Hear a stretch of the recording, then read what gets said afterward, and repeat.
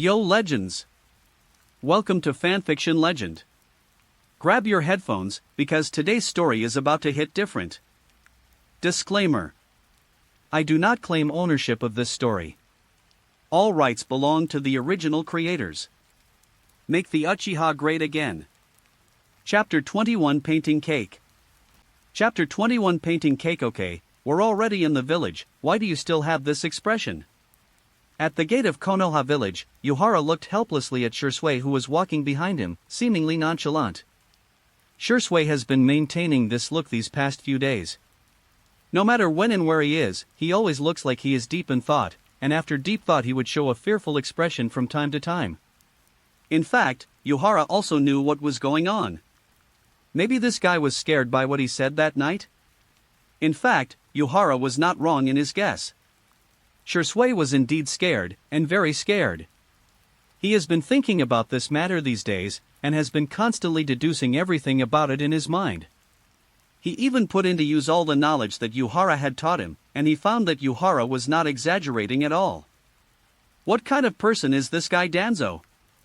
Shursui has come into contact with him and has heard the evaluations of him by the elders and clan leaders of the family.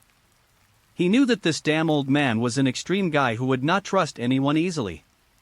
Especially towards Uchiha, this guy seemed to be even more disgusted and resistant, and had no good feelings towards him at all. What's even more strange is that he did countless transgressions but did not receive any punishment. This shows how much trust the third Hokage had in Danzo. Such a person who distrusts everyone and hates Uchiha but is trusted by the Hokage. Shursui could already foresee what would happen once he knew the power of his Mangekyo. I'm afraid this guy will attack me without hesitation and take my eyes away. In the eyes of such a guy, it would be better to keep such power in his hands. If I'm lucky, my fate will probably be to survive, but if I return to my family alive, then this will be a sign that Konoha is going to take action against my family. The outcome would be the same if I died. The family would still be excited, and internal strife between Konoha and the family would break out.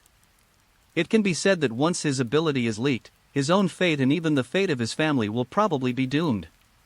Shursui was still immersed in his own thoughts, but after hearing what Yuhara said, he woke up and said apologetically, "Sorry, it's my problem, I just..." "Okay, I know." Yuhara shook his head helplessly. "Let's register and go home, everyone is tired." "Yes, I understand." Shursui raised his head and glanced at the gate of Konoha. The gate was still as wide and majestic as before, but when Shursui saw it, he felt a different emotion in his heart. For some reason he was reluctant to step through this door, because once he did, he would have to face the troubles within his family once again. And, the troubles from Konoha that he had never imagined. Hey! Sighing slightly, Shursui knew that his idea was unrealistic because he was still a Konoha ninja after all. He obediently followed Yuhara to register for entering the village. At that time, the ninjas guarding the gate were not Izumo and Koji Tetsu who appeared later, but two unfamiliar ninjas. The two of them did not make things difficult for Yuhara and the others, and soon Yuhara and Shursui walked into Konoha. At this time, Konoha was still bustling with people, and many children were running and playing happily on the streets. Such a happy and warm scene seems a little out of place compared to the current Shursui. Yuhara naturally saw all of this, but he never expected that his analysis from a god's perspective, or simply a spoiler, would cause Shursui so much trouble. However, he did not regret revealing this matter to Shursui. After all, this was the truth, and it was a good thing to make him realize the cruelty of reality. However, Yuhara felt helpless because Shursui was still like this. After thinking for a while, he simply walked to a bookstore. He didn't read it carefully. He just bought 2 books and walked back. Although he was surprised by the strange expression of the bookstore owner, he was too lazy to pay attention to these details. Here you go. Without further ado, Yuhara stuffed a book into Shursui's arms. All you do now is just let your imagination run wild. This is wrong. Ha! Shursui didn't react at once, but he still subconsciously took the book handed over by Yuhara. I didn't even have time to lower my head to see what the book was before I heard Yuhara speak again. I tell you all this not to let you speculate, but to let you know a fact, to let you know your value and importance. You trusted me and told me your abilities, and I trusted you, so I had to think about your situation.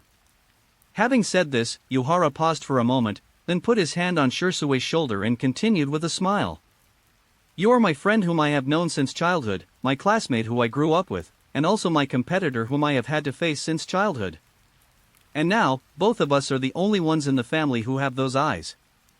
Perhaps it is fate that we are now comrades in arms working together for a greater goal.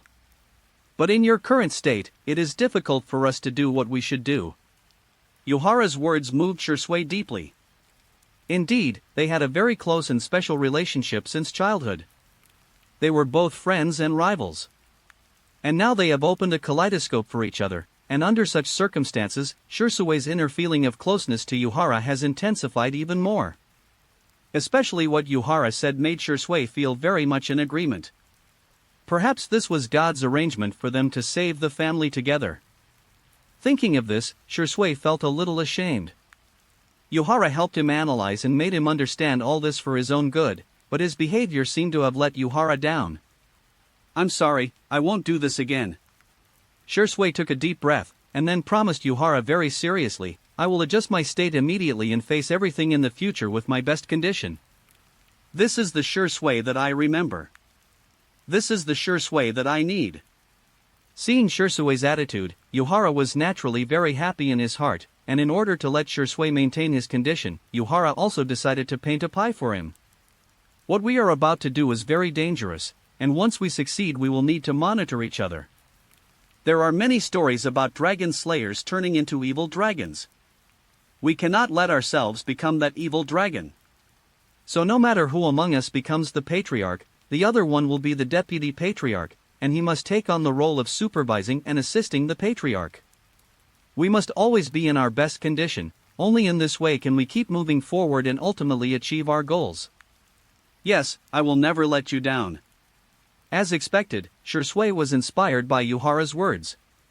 When a person is lost or even loses faith, you can give him a new path or even a ray of sunshine to make him see hope. Yuhara had seen the fanatical state of converts before, and although Shirsue was not in such a state, it did not prevent Yuhara from using similar tactics. When you feel bad, read more books. Books can help you get rid of your worries, make you happy, and also help you learn knowledge. Looking at Shirsue at this moment, Yuhara smiled and withdrew his hand. He also felt a little awkward keeping his hand on a man's shoulder. Shirsue nodded seriously, but when he lowered his head and looked at the book in his hands, his expression became slightly strange. Habara, are you sure you want me to read more of this book? Yes, what's wrong? But this book is Intimate Paradise. What? End of this chapter. Chapter 22, Feedback from Kaleidoscope. Chapter 22 Feedback from Kaleidoscope. Yuhara himself did not expect that the two books he picked up would be Intimate Paradise. No wonder, he now finally understood why the bookstore owner looked at him so strangely. However, the book has already been bought, and Yuhara can't return it. He doesn't know whether Shirsue will read it, but he knows that he will definitely read it. After all, this is the book that future Kakashi can't put down, so Yuhara is naturally very curious about what is written in this book. However, before reading carefully, Yuhara still had a lot of things to do, such as reporting the mission and asking someone to melt and recast Raiga's ninja sword. But Yuhara didn't have to do these things himself. Shirsue directly stated that he would leave it to him. Shirsue even said that he would help contact and gather some of the Uchiha who had fought in the battlefield together, and he would also communicate with the elders behind him. He wanted to see the attitudes of these elders, and if possible, he very much hoped to win them over. After all, even the Dove elders who are less powerful now have enormous resources at their disposal. If Shirsue could convince them, then Yuhara and the others would definitely be able to save a lot of effort. However, this matter still needs to see subsequent developments, and Yuhara can only hope and expect a good result. Ignoring what he could do for the time being, Yuhara simply sat down on a chair on the side of the road on Konoha Street, and then began to read the book he had just bought. What kind of nonsense is written here?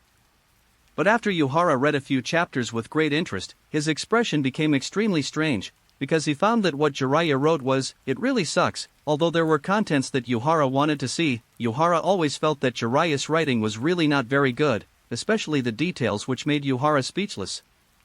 After all, he had read the entire books of Sarasu and Zodiac, and had even read the books of Bin and be.So. Yuhara felt that what Jiraiya was writing now was really terrible. You didn't even write about the feat. Don't you know how fun this thing is? Finally, Yuhara couldn't bear to watch it anymore. He closed the intimate paradise in his hand, still muttering to himself. But at this moment he noticed that the people around him seemed to be looking at him in a slightly strange way. Especially after these people saw the book in Yu Yuan's hand, the people around them couldn't help but whisper to each other. This made Yuhara feel helpless. Is a book of this level worthy of such an attitude? But if writing this kind of book can earn me a lot of money, then I can give it a try. Not to mention novels, I can even write a book. I don't know if it's because he got the Mangekyo or because he settled Shirsue's issue, but Yuhara is in a really good mood right now. Although he knew that he was still a long way from being truly out of danger, Yuhara had never been a person who liked to hold grudges all day long. It is definitely not a good thing to keep yourself tense all day long. Only by taking proper rest and relaxing can you have better energy to do what you should do. Thinking this in his mind, Yuhara stood up and planned to eat something, and then find a training ground to experiment with everything he had gained from this action. This time, regardless of Shirsue's clearance, Yuhara also obtained the Mangekyo Sharingan and the sword technique containing Wind Escape. It can be said that he made a lot of money, but no matter how much he made, he had to work hard to adapt and master it. Maybe he didn't dare to do anything rash with the Mangekyo, as the incident of Sasuke blinding himself in a month was still echoing in his mind. However, without using any eye techniques, just opening the Kaleidoscope to understand the changes in it is what Yuhara should do. And since I opened the Mangekyo, I can clearly feel that my physical fitness and chakra are growing. However, the improvement in physical fitness is still limited, mainly in the chakra aspect. Yuhara muttered to himself. He knew that after opening the Kaleidoscope, these eyes would bring a certain amount of feedback to his body. But Yuhara didn't know how to respond specifically. He just remembered that Uchiha Madara once said straightforward Sharingan, and then said that it was no wonder that he was so agile. This made Yuhara a little confused. He didn't understand what meant at all. Did it mean there was a straight line or something? But in my memory, it seems that Uchiha Madara's original Sharingan is just 3 Magatama connected together, and it is impossible to tell which part is straight. However, after he obtained his brother's eyes and evolved into the eternal Kaleidoscope, there were indeed 3 straight columns. As for Sasuke's eyes, Yuhara was also confused. It was clearly a curved hexagram. But after integrating into Itachi's eyes, Itachi's pattern was straightened. So Yuhara really couldn't figure out what this meant and how to understand it. Therefore, Yuhara is more willing to feel the changes within himself. The biggest enhancement he got after opening the Mangekyo comes from chakra. The quality and quantity of his chakra are steadily improving, especially since such improvement has nothing to do with his practice. It has improved greatly across the board, but the focus is on chakra. My physical fitness is a little behind, but it's not a big deal. After all, I have Taoism. Having mastered the ability of Daofan, which is similar to the Sage Mode, Yuhara is not really worried that the improvement in his physical fitness will not be strong enough. Although this thing can easily consume one's pupil power, if Yuhara really encounters trouble in battle, will he not use it? As long as he doesn't rely on and use his abilities too much, Yuhara believes that he can solve this series of troubles before his eye power is completely consumed. Besides, there is a system to back me up, so I can feel more at ease. This way, I can practice my swordsmanship well. Thinking mentally, Yuhara had already made up his mind. However, when he was still thinking about letting the ninja world feel the malice of attacking their genitals and testicles, he suddenly heard someone calling him. Habara?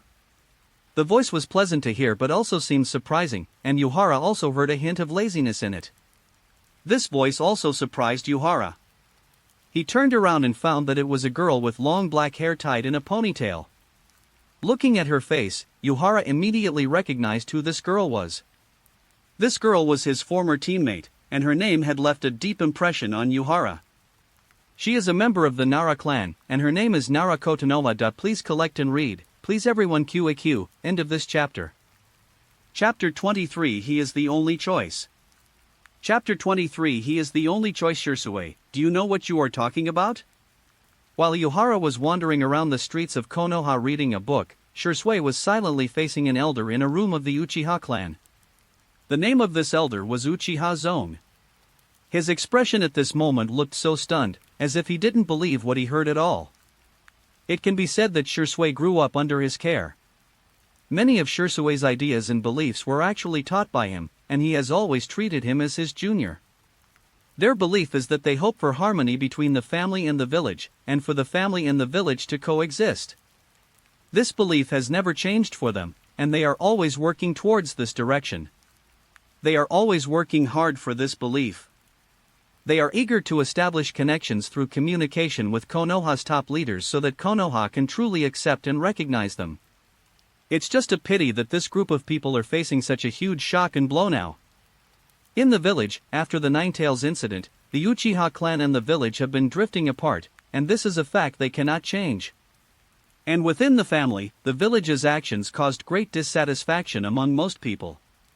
All they can do now is to rely on Shisui in the hope of gaining the trust of the third Hokage and getting the ninjas of Konoha. This will allow the family to return to the embrace of Konoha and regain its former glory. After all, their ancestors rejected Uchiha Madara. Shisui is the junior of Uchiha Kagami. He is the most outstanding member of their line. Shisui even has the Mangekyo Sharingan.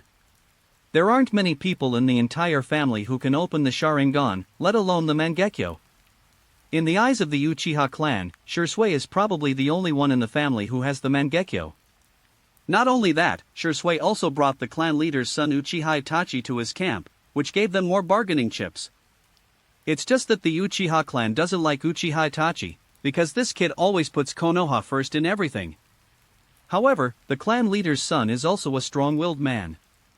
He was unable to change Uchiha Itachi's mind, and he placed greater hope on Shisui. This time, after Shisui completed the Umbu mission, he did not come back to report, but directly asked for leave to go on a mission with that guy Uchiha Hanahara. Uchiha Hanahara is also a genius in the family.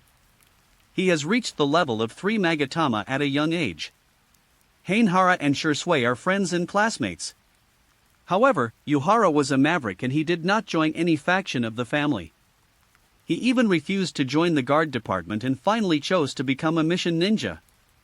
The Uchiha clan couldn't do anything about Shisui's good relationship with him. In fact, he also hoped that Shisui could attract talents like Habara so that they would have more say. However, what he never expected was that after Shisui and Yuhara went out for a trip, he told him that he had new ideas and plans. This plan was so outrageous and crazy that even Uchiha Zone broke out in a cold sweat. I know exactly what I'm talking about. Shisui looked at Uchiha Zone seriously, he nodded and said it again. I said that the family was too chaotic and divided for all of us to stay together and do what we were supposed to do. The person who caused all this was the patriarch. If it weren't for his indulgence and hesitation, the family would have united to face the difficulties together. Instead of the current situation where everyone is still arguing about each other's beliefs. Shisui's words were so resolute that even the Uchiha clan elder trembled at this moment. In fact, as a veteran who has worked in the family for so many years, he naturally understands how chaotic the family has become. But knowing is one thing, being able to do and whether you dare to do it are another. According to Shisui, he was planning to oust their clan leader, Uchiha Fugaku. Nonsense! Uchiha Miun quickly interrupted Shisui. He looked around before speaking in a low voice. Are you crazy? How dare you attack the clan leader? You know what this means, it means a coup, and after you get rid of the clan leader, who do you plan to make the clan leader? Who is qualified to be the clan leader? I admit that Uchiha Fugaku did a very bad job. He failed to integrate the family, which led to the family being so divided. But what would it be like if it had been integrated? You have to know that in the family, the tough guys make up the majority. No, the people who really make up the majority are the most ordinary people in the Uchiha clan. Without waiting for Uchiha Munito to finish his words, Shisui interrupted him directly. He stared at Uchiha Munito and finally said softly and firmly. Habara told me that in the mechanism of power, clan leaders and elders use power and they are the superiors. But the people who are given power are the majority of Uchiha, and the real power actually comes from their obedience. If they can accept us, if they refuse to obey those who are strong, then they have no right to say that they are the majority. Uchiha Zong stared at Shui in amazement. He suddenly found that Shui seemed to become a little strange, and his words became so sharp and rude. But it must be said that Shui's words simply and clearly explained the structure and operating mechanism of power. This made Uchiha Yuhara feel deeply about Shui's growth, but also felt the danger, because Shui's words were too terrifying. In fact, we have been wrong all along. We have been extremely wrong, both them and us. Shui looked at the Uchiha Munin in front of him, and finally sighed slightly before continuing to speak. We have always been involved in endless quarrels and even infighting within the tribe, but have never thought about unity. In Konoha, the Sandaime Hokage and his staff are the ones who inherited the will of the second Hokage. They probably always have some reservations about the Uchiha. If we cannot unite, then we will not be able to tell them our political demands at all. If we cannot unite, then we will never have a clear action program. We are a group of scattered sand. We can only watch things get worse and worse and watch our family move step by step towards the abyss. I don't know how Konoha will treat us, but Yuhara told me that we must make Konoha hear our voices. Otherwise, we will be in real danger. Uchiha Zong stared blankly at Shui in front of him. Even though he was very reluctant to admit it, he had to admit one thing. That is, Shui's words really hit the nail on the head and revealed Konoha's current attitude towards Uchiha, and also pointed out the shortcomings of Uchiha. And Uchiha Munin also realized one thing: the one who influenced Shui seemed to be that Uchiha Yuhara. Is it Uchiha Yuhara? Uchiha Munin's voice was very low. He seemed to be asking Shui, or as if he was muttering to himself. Yes, it's Yuhara. When Shui heard this, although he didn't know what the question was about, he still gave an answer. It was Yuhara who made me recognize the world in a new way. It was Yuhara who told me about the situation of my family and village. It was Yuhara who made me know what we should do. He said that only he and I could change the family, and only he and I could lead the family to prosperity. But I think he is the only choice and my choice. Besides. Having said that, Shui took a deep breath, and looked at Uchiha Zong with an extremely serious and solemn expression. He also has the Mangekyo Sharingan. End of this chapter. Chapter 24, Smart Girl. Chapter 24, Smart Girl. I didn't expect to meet you here, Kotonoha. Yuhara couldn't help but laugh at the person in front of him. Then he glanced at the sign of Ichiraku Ramen, thought for a while, and simply walked in. Ichiraku Ramen is a ramen restaurant with a very long history in Konoha. Yuhara often came here when he was a child. After all, this is a famous check-in spot in Konoha. Naruto, Iruka, Kakashi and other characters in the original work have all eaten here. Naturally, Yuhara would not miss this place after traveling to this world. It was only later, when he had more tasks, that he came less often. As for Nara Kotonoha, this girl was Yuhara's classmate in the ninja school. Although both Yuhara and Shui graduated early, she remained teammates with Yuhara for a while after graduation. Yuhara had a deep impression of Nara Kotonoha. After all, the name Kotonoha was indeed hard for Yuhara to forget after watching a certain anime. In addition, this girl is also very beautiful. Her hair can be tied up into a big ponytail, and it can be let down into long straight black hair. She can also be said to be dancing wildly on Yuhara XP.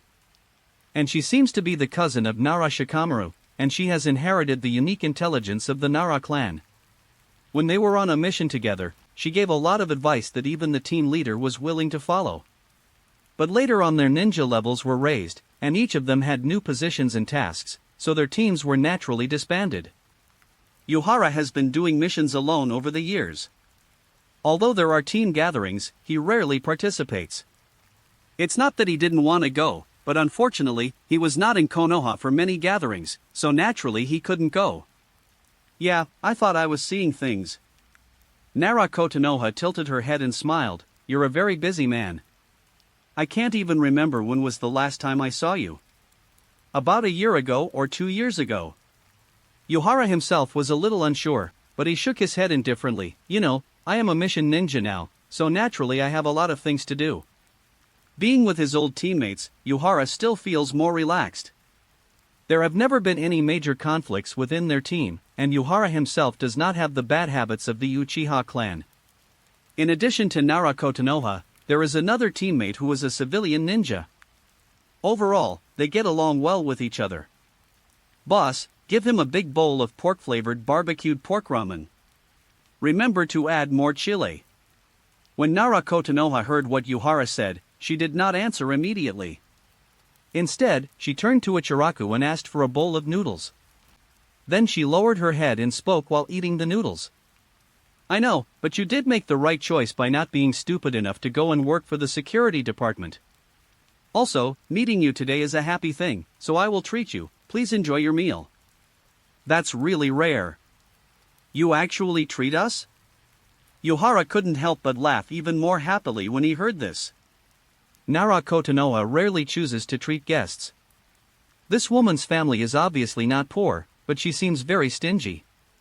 As for her position in the security department, she had actually mentioned it to Yuhara very vaguely a few years ago. The Ninetales incident hadn't happened yet at that time, but she had reminded Yuhara on the day the team was disbanded that the guard division was definitely not a good way out. This surprised Yuhara greatly. As a time traveler, he naturally knew that the guard department was a big trap, but Naruto was not a time traveler, nor was she a member of the Uchiha clan. You are finding all kinds of ways to insult me, saying that I'm stingy?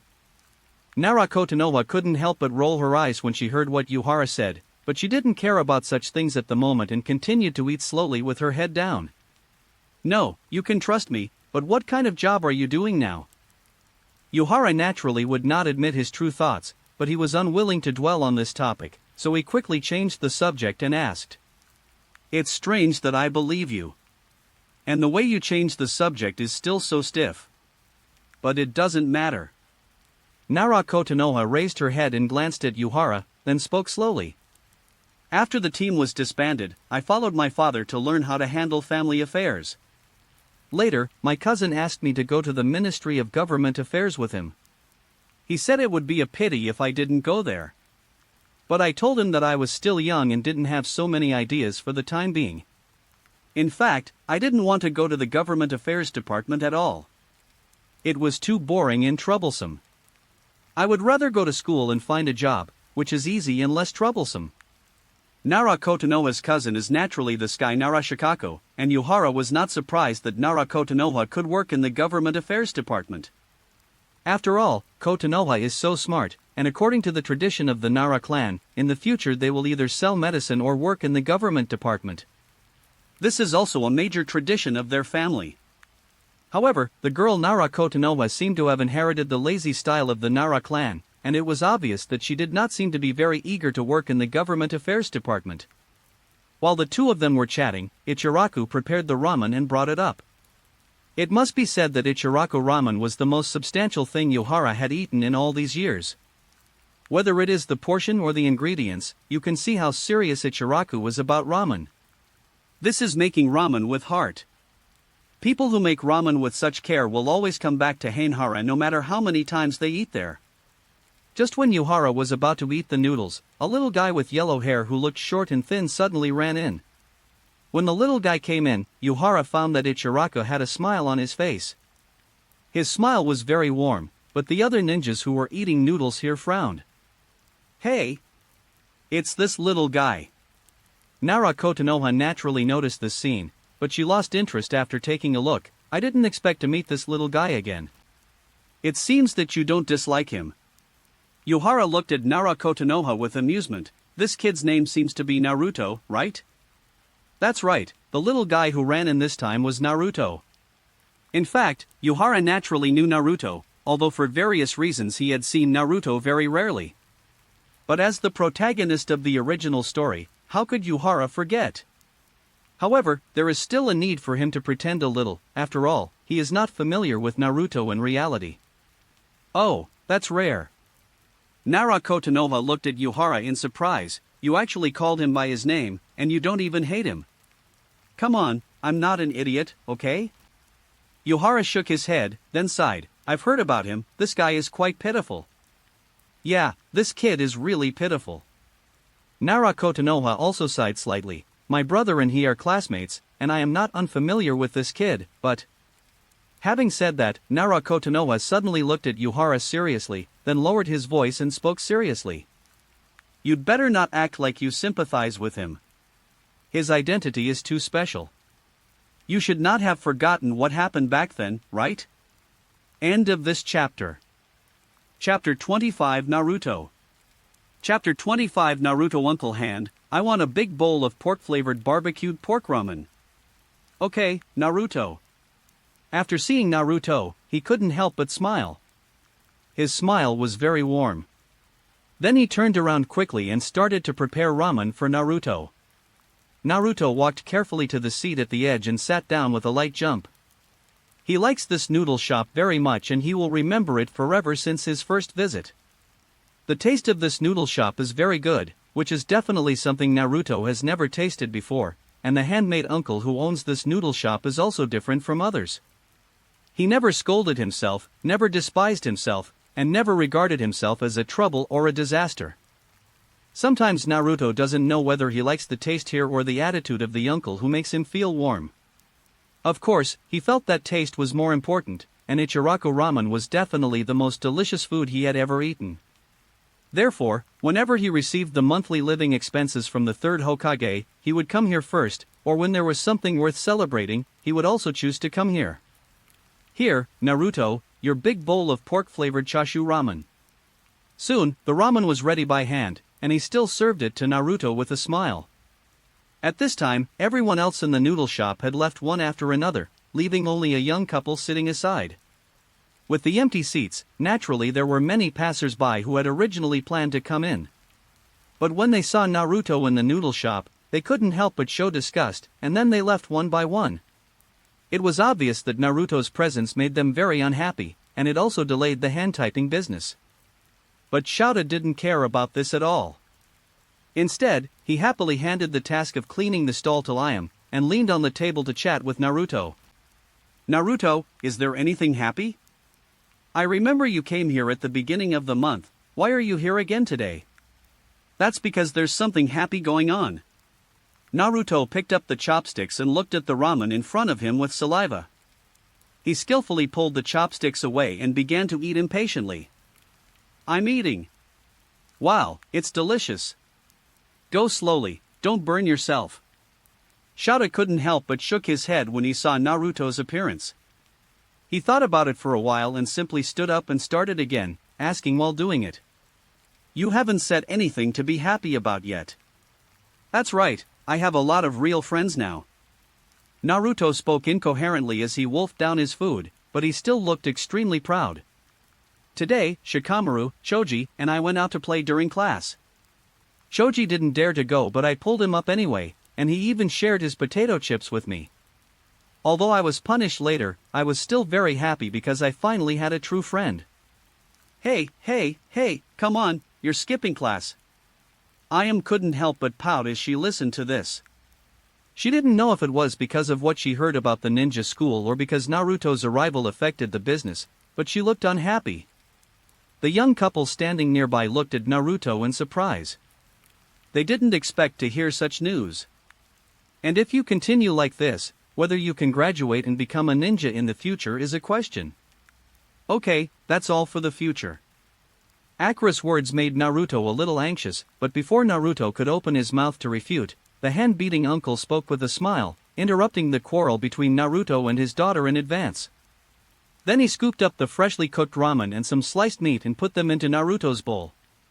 While Naruto was confused, he smiled and said, "But now I still want to congratulate you, Naruto, you are one step closer to your dream, keep going." Well, thank you, Uncle Handbeat. I will definitely have more friends, I will definitely become the Hokage, and I will definitely be recognized by everyone. Naruto couldn't help but feel happier when looking at the ramen in his bowl, but he didn't know why his eyes felt sore. Little guy, let me ask you a question. But at this moment, a voice suddenly came from the side. The voice did not sound like there was any unusual emotion in it. Although it was not as gentle as the hand beating, it was enough to surprise Naruto. Hey! Naruto turned around and saw a handsome older brother with a Konoha forehead protector looking at him. What's the problem, older brother? You just said you wanted to be Hokage, right? The handsome black-haired guy smiled and looked very friendly. Such kindness made Naruto's heart beat faster unconsciously, but he still nodded seriously, yes. So, you mean the one who becomes Hokage can be recognized by everyone? The black-haired handsome guy smiled even brighter. Or the one who is recognized by everyone can become Hokage? I say, are you sick? The handsome black-haired older brother had just finished speaking when the beautiful older sister sitting next to him suddenly spoke up. How can he understand these things when he is so young? Just enjoy your ramen. Oh. The handsome black-haired older brother pursed his lips, but finally smiled and nodded at Naruto, then lowered his head and started eating quickly. But Naruto was a little stunned. Although the questions asked by this handsome older brother just now seemed very simple, and they all seemed to be the same. But Naruto always felt that there was a huge difference here, but he couldn't seem to understand it now, but he did remember this sentence firmly. With his head lowered, Naruto quickly began to eat the ramen. After he finished the ramen happily, he found that the older brother and sister beside him had left. Moreover, he was the only one left in the entire ramen restaurant. After seeing him, others originally wanted to come in, but finally chose to leave. But Naruto was already used to this kind of thing. He stood up and took out the money and handed it to the hand. No need, Naruto. What Naruto didn't expect was that the hand actually shook his head. Uncle, this won't do. However, Naruto had no intention of taking advantage of him. He shook his head fiercely and said, well, do you think I'm someone who would suffer a loss? He smiled and returned Naruto's money, then pointed to the empty seats of the young couple and said, the person who just talked to you has already paid for you, so you can rest assured. That big brother? Naruto couldn't help but mutter to himself as he looked at the empty seat. Naruto felt that the older brother treated him differently from others. He just regarded himself as an ordinary person, but even so, Naruto was deeply moved.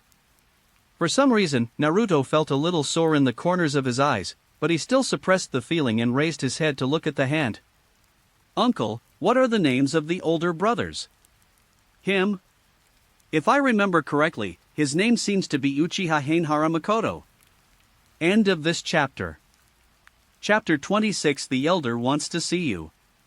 Chapter 26 The Elder Wants to See You guy, didn't I tell you that it's best not to contact him?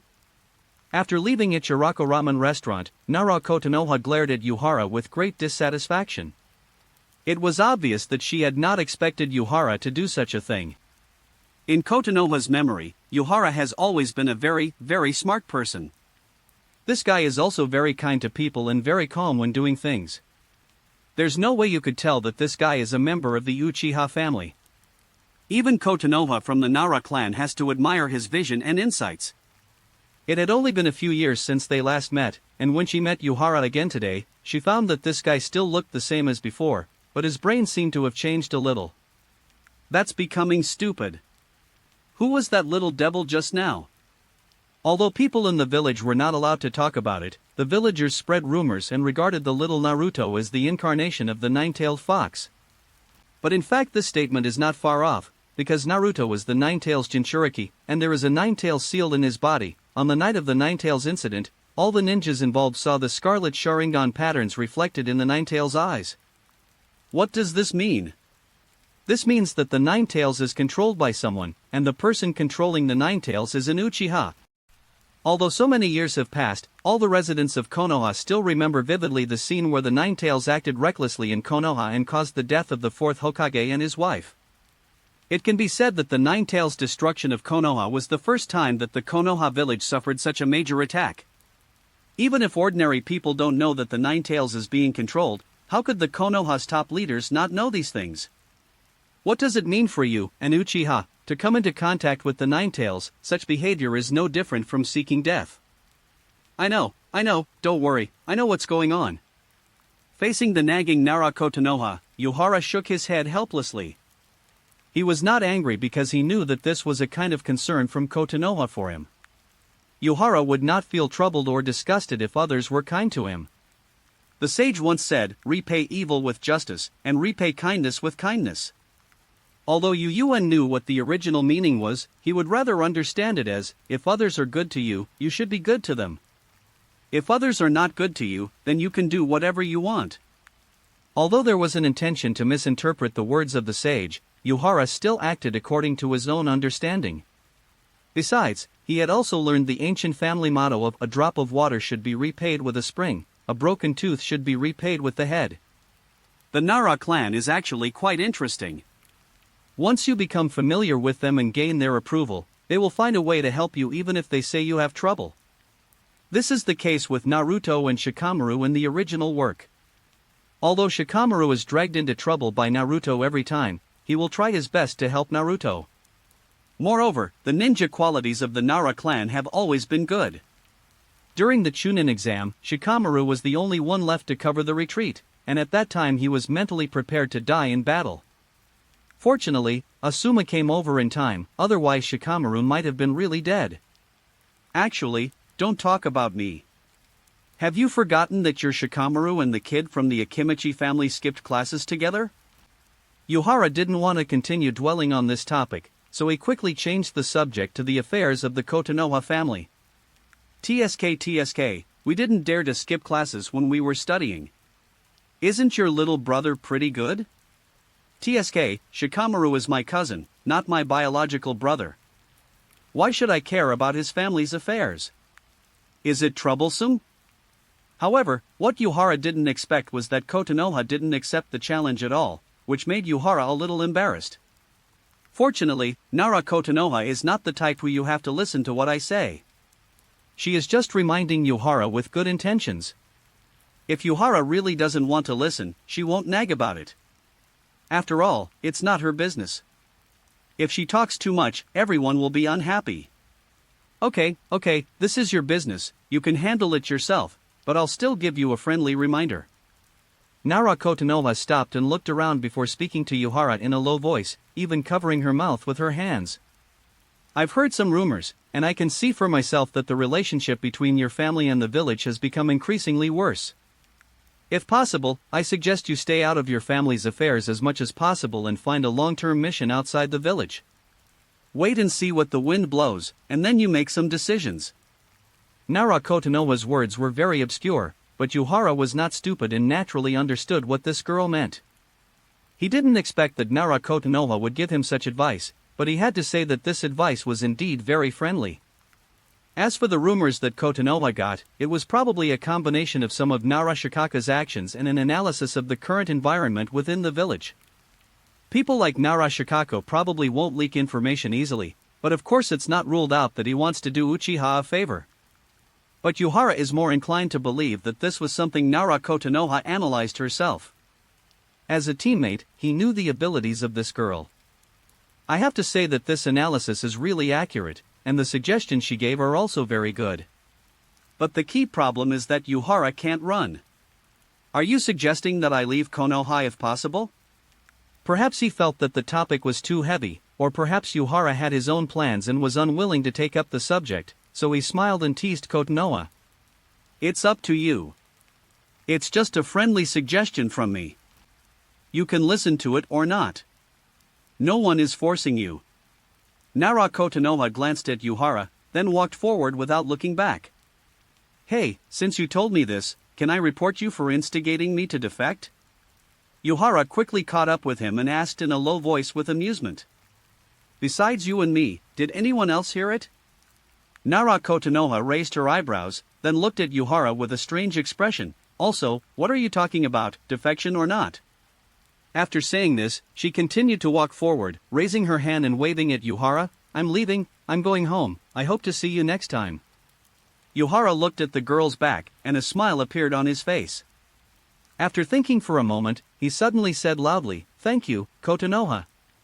Then he turned around and walked towards the Uchiha clan's territory. His original plan was to go there for training, but now he felt a sense of urgency. He wanted to go back to the family and see how Shisui was talking with the elder behind him. Moreover, when it comes to training, Yuhara feels that it is better for two people to train together, especially since his training partner cannot be weak. However, what Yuhara didn't expect was that when he just walked to the gate of the Uchiha clan, Shisui was already waiting there. "Hi Yuhara, come with me, the elder wants to see you." "Well, I see." End of this chapter. Chapter 27, Convincing People with Reason. Chapter 27, Convincing People with Reason. After following Shisui all the way to a residence of the Uchiha clan, Shisui nodded to Yuhara outside the door and opened it for him. It was obvious that Shisui had to wait outside, and the rest of the matter was left to Habara to handle on his own. In fact, Yuhara was also quite surprised that Shisui's efficiency was so high. He didn't know what Shisui said to the elder behind him. "I also don't know how this meeting will turn out, but if the other party wants to meet, Yuhara will not be afraid at all." After obtaining the Mangekyo Sharingan, even though he had it for a short time, Yuhara has definitely surpassed his previous self. If something really troublesome happens, Yuhara doesn't mind using his eyes to do something. Although he doesn't want too much conflict and he is very eager to handle things peacefully, this doesn't mean that Yuhara is afraid of trouble. But he would not avoid the things he should take responsibility for, especially now he can't escape because he has been kidnapped by the entire family. Walking slowly into the room, Yuhara couldn't help but look around the room with his peripheral vision. After all, it was his first time here, so he was somewhat curious. The house was not big and looked very simple and quaint. There was a sliding door on each side, and in the middle hung a picture with the word, "Forbearance," and no other decorations. The elder behind Shisui was sitting right below the word. If Yuhara remembered correctly, the old man's name was Uchiha Mune. "I just don't know if you have a younger brother named Uchiha K, or a boss named Uchiha K. If possible, I hope you have both." Yuhara silently said a blessing in his mind, then he slowly walked forward and stood in front of the elder. He did not sit down but looked down at the old man. Uchiha Zone couldn't help but frown when he saw Yuhara's attitude. He suddenly felt that the young man in front of him was really rude. But as soon as this thought came to his mind, he couldn't help but block it out in his mind. Indeed, what Uchiha Yuhara is doing now is really rude, but if what Shisui said is true, then he, Uchiha Yuhara, has the qualifications to be rude. Mangekyo Sharingan, that's Mangekyo Sharingan. The entire family left Uchiha Madara village and experienced the chaos of the 4 pairs of Mangekyo in Uchiha Yuri's generation. Up to now, there is only one person in the entire family who possesses the Mangekyo Sharingan, and that person is Uchiha Shisui. But the situation is different now. The friend who studied and grew up with Shisui has also opened the Mangekyo Sharingan. Shisui was raised by Uchiha Zone since he was a child, and they have a deep relationship. He believes that Shisui would not do anything reckless. But Uchiha Yu's principles are completely different. This guy has never chosen a side in the family, and his style of doing things is totally un-Uchiha-like. It can even be said that he doesn't seem to have much sense of belonging to the family at all. However, perhaps it was precisely because of this lack of a sense of belonging that he was able to look at everything in the family from an outsider's perspective and find the source of the problem. It's just that the way he handled it was unorthodox, even treasonous, but the key point was that he convinced Shisui to trust him. Thinking of this, Uchiha Zone couldn't help but sigh deeply. He raised his head and looked at Yuhara, who was looking down at him. Finally, he could only whisper, "Sit down, kid. Thank you very much for your hospitality, elder." Yuhara smiled and then slowly sat down. In fact, Yuhara is not really an overbearing person, but he knows that sometimes he has to show a strong attitude. Only in this way will others worry about you and fear you from the bottom of their hearts, and finally listen to you. This approach is actually very common, because identification or even submission caused by fear is the most unreliable thing. If there is a chance, Yuhara would prefer to convince others with reason, but now all Yuhara can do is to convince others with reason, which is just physics. Shisui has already come to me and told me a lot. Seeing Yuhara sitting down, Uchiha Mune felt a lot better for a moment. It was a terrible feeling to be looked down upon by someone. However, Uchiha Zone also knew that now was not the time to worry about these things, because he needed to get more information from Yuhara. "Oh, what did he say to you?" Yuhara raised his eyebrows when he heard this. "Also, elder, why did you rush to call me here? What else do you want to say? I want to hear your plan." Uchiha Zong had no intention of beating around the bush with Yuhara. He spoke directly. Shisui said that you were planning to remove the clan leader from office, and that you wanted to reunite the clan. This is an extremely dangerous idea, but I have to admit that it is indeed a good idea for the family. So I want to hear how you plan to do it, what your ideas and plans are. Shisui wants me to help you, but if I want to help you, at least I have to see hope. Just planning to see hope? Yuhara believed a little bit in Uchiha Mune's words, but it was only a little bit, because he knew that the old man definitely didn't tell him everything. After carefully recalling what he had said to Shisui along the way, Yuhara began to have a headache because he found that he had said too many things along the way. But after thinking about it, he felt that the only thing that could allow this old man to be so submissive was probably the Mangekyo Sharingan or something like that. Thinking of this, Yuhara felt relieved. He knew that he was definitely on the strong side, so this would allow him to take the initiative. Do you want to hear my plans and intentions? Yuhara smiled, then slowly closed his eyes. In an instant, a suppressed chakra filled with destructive aura emerged from Yuhara's body. This power made Uchiha Zong feel that fear seemed to be born in his heart. Okay, I understand what the elder means, but I think the elder wants to confirm more than just this. I don't know what Shisui said to you exactly, but I know you wanted to see me probably because of one thing. Something you fear but desire, something that can change the Uchiha clan, right? The next moment, Yuhara opened his eyes. His eyes had turned scarlet, and in the scarlet, there was a triangular pattern slowly rotating. That's the Mangekyo Sharingan. You probably want to confirm, or rather, want to confirm more, whether I also have this pair of eyes? End of this chapter. Chapter 28. A great man once said. Chapter 28. A great man once said. Uchiha Zong looked at Yuhara's pair of Mangekyo, and he felt both excited and helpless. What made the Uchiha excited was naturally that they had gained a pair of Mangekyo, which greatly enhanced the family's strength. But the helpless one is this guy Yuhara. He is really a very powerful and extremely dangerous existence. If it were just that, it would be fine. At most, you could give him more benefits, find ways to win him over, and transform him subtly. But the problem is that this kid's vision and thinking have already doomed him to be futile. Even the Uchiha clan has to admire this kid's vision. What else could Uchiha Zong do when faced with such a person? He could only listen and watch obediently, and then slowly think of a countermeasure. I don't know how much Shisui has told you, but what I want to say is that the family must change.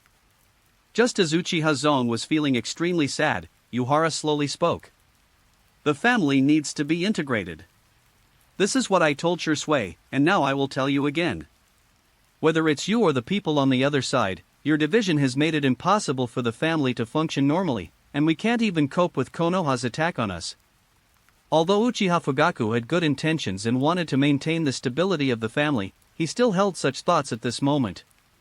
I only have one word to describe him, and that is indecisive. He seems to have no idea of the family's current predicament, let alone what the family needs now. Moreover, think carefully about what Uchiha Fugaku has done during his time as the clan leader. Yuhara did not repeat everything he had said to Shisui, but instead used a different approach to actively let Uchiha Mune think about it. After all, Uchiha Zong is an elder, and Shisui can only be regarded as a smart and qualified ninja. Compared with the elders who have been working in the family for so many years, there is probably a big gap between his vision and that of the elders. Indeed, under the control of the patriarch over the years, the family.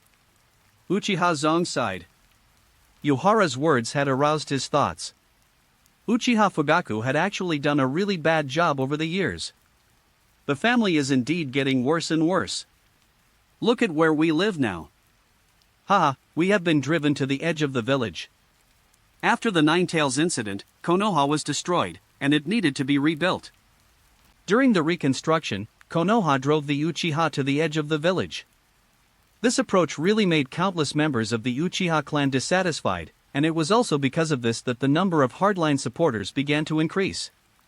As the split between Konoha and the family became more and more obvious, more and more people came over there.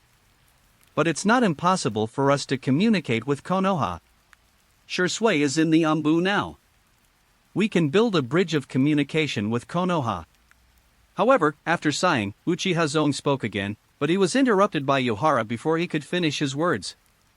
You are too naive, elder. Yuan shook his head helplessly. He knocked on the table lightly and then spoke slowly. At your age, you should have experienced the purpose of the second generation, and Uchiha Kagami Senpai should be with you. I admit that the second Hokage gave you hope by accepting Senior Kagami as his disciple, but is it really so? What is the purpose of the guard department? Shursui can't figure it out. Can't the elders figure it out after all these years? Yuhara's words left Uchiha Zone speechless, because he could not answer this question, or he could not answer it at all. Moreover, the way he looked at Yuhara had changed at this moment. His wide-open eyes showed his inner astonishment and shock. With the guard department in hand, according to the Uchiha style and the village's propaganda, Konoha and Uchiha will only accumulate more conflicts. Even if we have always fulfilled our duties, the advantage of public opinion is in Konoha, especially when you turn the guard department into your private property. Konoha will only become more unscrupulous. You asked Shursui to be the bridge of communication, and even Uchiha Itachi went, but what was the reality? The two of them are just double agents. Is your approach really useful? Yuhara stopped talking here. He looked at the old man Uchiha Mune quietly. Uchiha Mune had closed his eyes and his body was shaking constantly. Yuan didn't know what the old man was thinking now, but he knew that he had firmly grasped the initiative in his own hands. So, if you succeed, what will you do? After a long time, Uchiha Zone finally opened his eyes, his face full of bitterness. Tell me about it. Let this self-deceiving old man see what plans you have for someone so highly respected by Shursui. In fact, my ideas have always been very simple, and I have expressed them very clearly. Looking at Uchiha Zone's current state, Yuhara couldn't help but shook his head, but he still spoke slowly. The family needs unity. Shursui once asked me what I would do if I were the head of the family.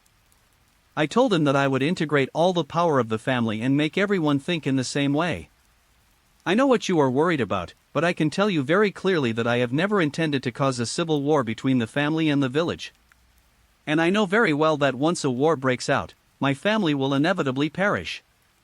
If you just keep compromising according to your own ideas, the family's fate will not be any better. A great man once said, peace comes when you fight for it, but peace comes when you compromise. Having said that, Yuhara looked at Uchiha Mune very seriously, and then he continued speaking. After the integration, I will formulate our action plan and political demands. I will let all the tribesmen know what we are going to do, what we want to get, where I can be radical, and where I must not cross the line. At the same time, I will let the village know what we want and what we absolutely cannot accept. Peace comes from struggle, but peace ends with compromise. Moreover, Uchiha Zone was shocked by Yuhara's words. He didn't know which great man Yuhara said this, but when he thought about it carefully, it was absolutely true. They actually knew in their hearts what they would get in return for their compromise, but they were just hoping for the best. I think I understand what you mean. After a long while, Uchiha Zone slowly spoke, then I will ask you one last question. How do you plan to let Konoha hear our voices? In addition to the necessary tough attitude, there are also some small tricks. When Yuhara heard what Uchiha Zone said, he couldn't help but laugh. Don't we have a security department?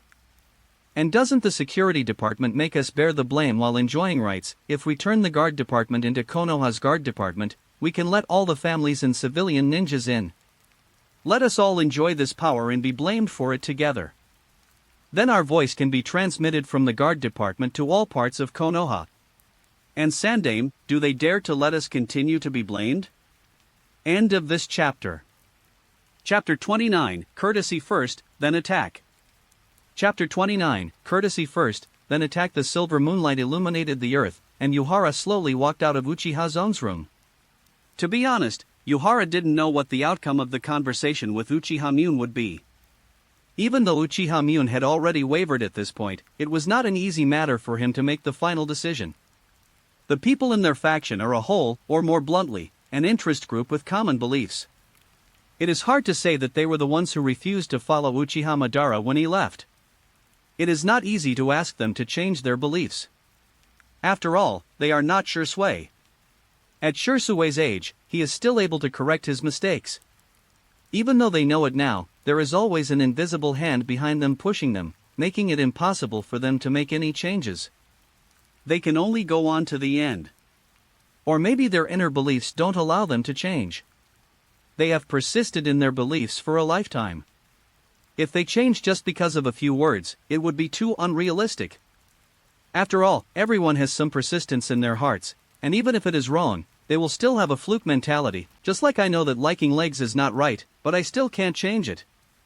Yuhara muttered something to himself, then he saw Shisui waiting at the door, which made him smile. Thank you. Yuhara walked over and said directly, I'm just a little anxious. You can take a rest before taking action. I don't have time to rest. Family matters make me restless in my dormitory. Shisui shook his head. He said seriously, I heard your conversation, Yuhara, you are really amazing. Yuhara couldn't help but laugh when he saw Shirsui's appearance. He actually didn't want to get involved in such a mess. You know, if he hadn't been forcibly kidnapped by this broken system, he might have already escaped from Konoha and hidden in a quiet place. When he has nothing to do, he can just bask in the sun and watch Intimate Paradise, or go fishing by the river. How relaxing and comfortable, isn't it? It's nothing like it is now, where he has to kill the Cloud Ninjas and the Mist Ninjas, and constantly transform himself into a political teacher to talk about materialism and dialectics to Shisui. He also has to transform himself into a spiritual mentor to give Shisui chicken soup and make big promises, and even pretend to be a charlatan to guide Shisui in predicting the future. In addition to this, I have to make some plans, and after I come back, I have to meet with this ghost elder to discuss the future. These messy things are so many and troublesome. If it's not for his own life, Yuan can just let anyone do it. It's nothing big. It's all for the peace of the family and the stability of the village. Although he was very unhappy, Yuhara was still very good at speaking politely, but I still say that people need to have a proper balance between tension and relaxation. Blindly tensing up will only make you more likely to break and shatter. Learning to rest is the ultimate thing. Okay, but I may have to go back to the Umbu in a few days. Shisui sighed slightly, and then continued, after returning to the Umbu, I will have less time. Even if I want to withdraw from the Umbu, it will take time to go through the procedures, so I am even more anxious. Even though Yuhara had never been to the Umbu, he knew how busy the Umbu's tasks were. You can understand this by looking at the frequent disappearances of Shisui and Itachi. And their disappearances are not just for a few days, sometimes for a week, and sometimes even longer than a month. This was a critical period for the family, and he would be busy as soon as he returned to the Umbu. There were many things he couldn't handle, and he couldn't see what Yuhara would do next, so one can imagine how anxious he was. But there is nothing that can be done about it. This was his own choice. Who can he blame? In fact, Yuhara had never thought of using the most direct and violent means, such as using the Mangekyo with Shisui to start a killing spree within the clan, killing all the disobedient people, and then forcing Uchiha Fugaku to abdicate. Anyway, the Uchiha clan does have some mean-spirited characteristics in their nature, so maybe doing this can solve the problem directly. But the problem is that although doing so can gain power, using force to force everyone to submit, not to mention whether these guys are willing in their hearts, the question is whether Shisui will agree or not. Even if Shisui agreed, the chain reaction that would result from Yuhara's actions was not something he was willing to face. A slap in the face is often most intimidating when it is raised. Once it really strikes, all that is left is pain and hatred. This is why Yuhara knew that this method was useful but basically did not consider it, and he even had little desire to take action against the spiritual leaders of the various factions within the tribe. If time goes back a few years, when Orochimaru was still in the village before the Night of the Ninetales, Habra would attack these people without hesitation, since he could just blame Konoha and Orochimaru. Moreover, it was the period of the fourth Hokage, and Namake's Minato had no ill feelings towards the Uchiha people. With him around, the Uchiha people actually lived quite well. But now everything is different, and he naturally can't do that anymore. If Yuhara was still as cold and arrogant as Danzo, or even ready to attack at any time, it would arouse everyone's instinctive resistance. No one likes to live under the shadow of fear.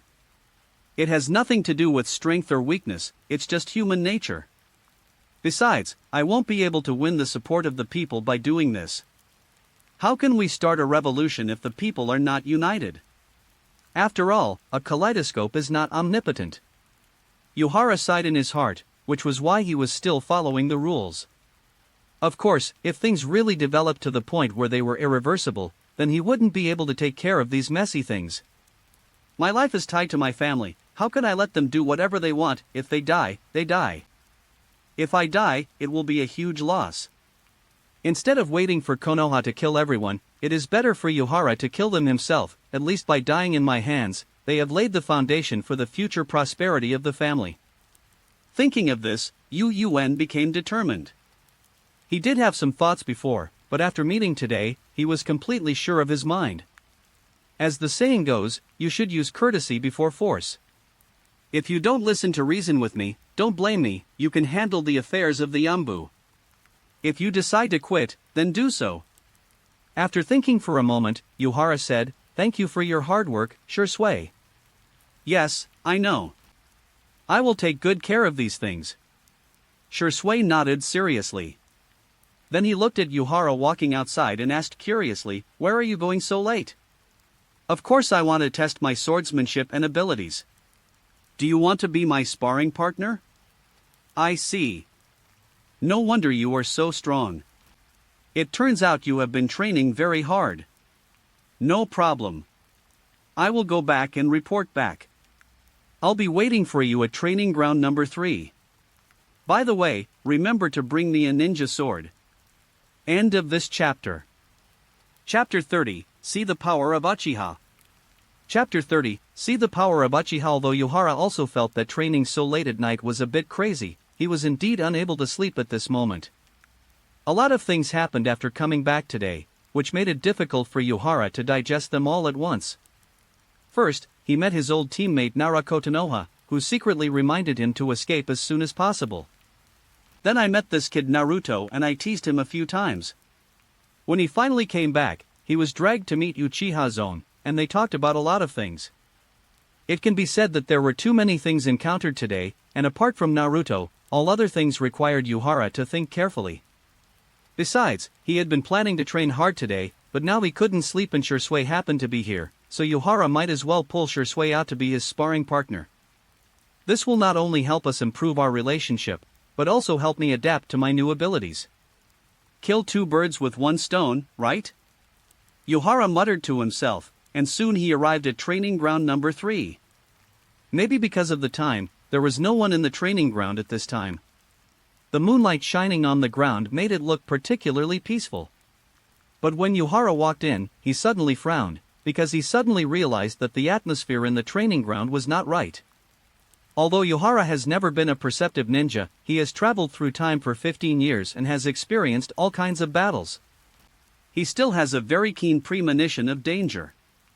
Stopping, Yuhara began to look around. He was actually very curious about who would come to cause trouble for him. Uchiha? Probably not. Even though they are fighting fiercely among themselves, I won't just take action rashly. Could it be someone from Konoha?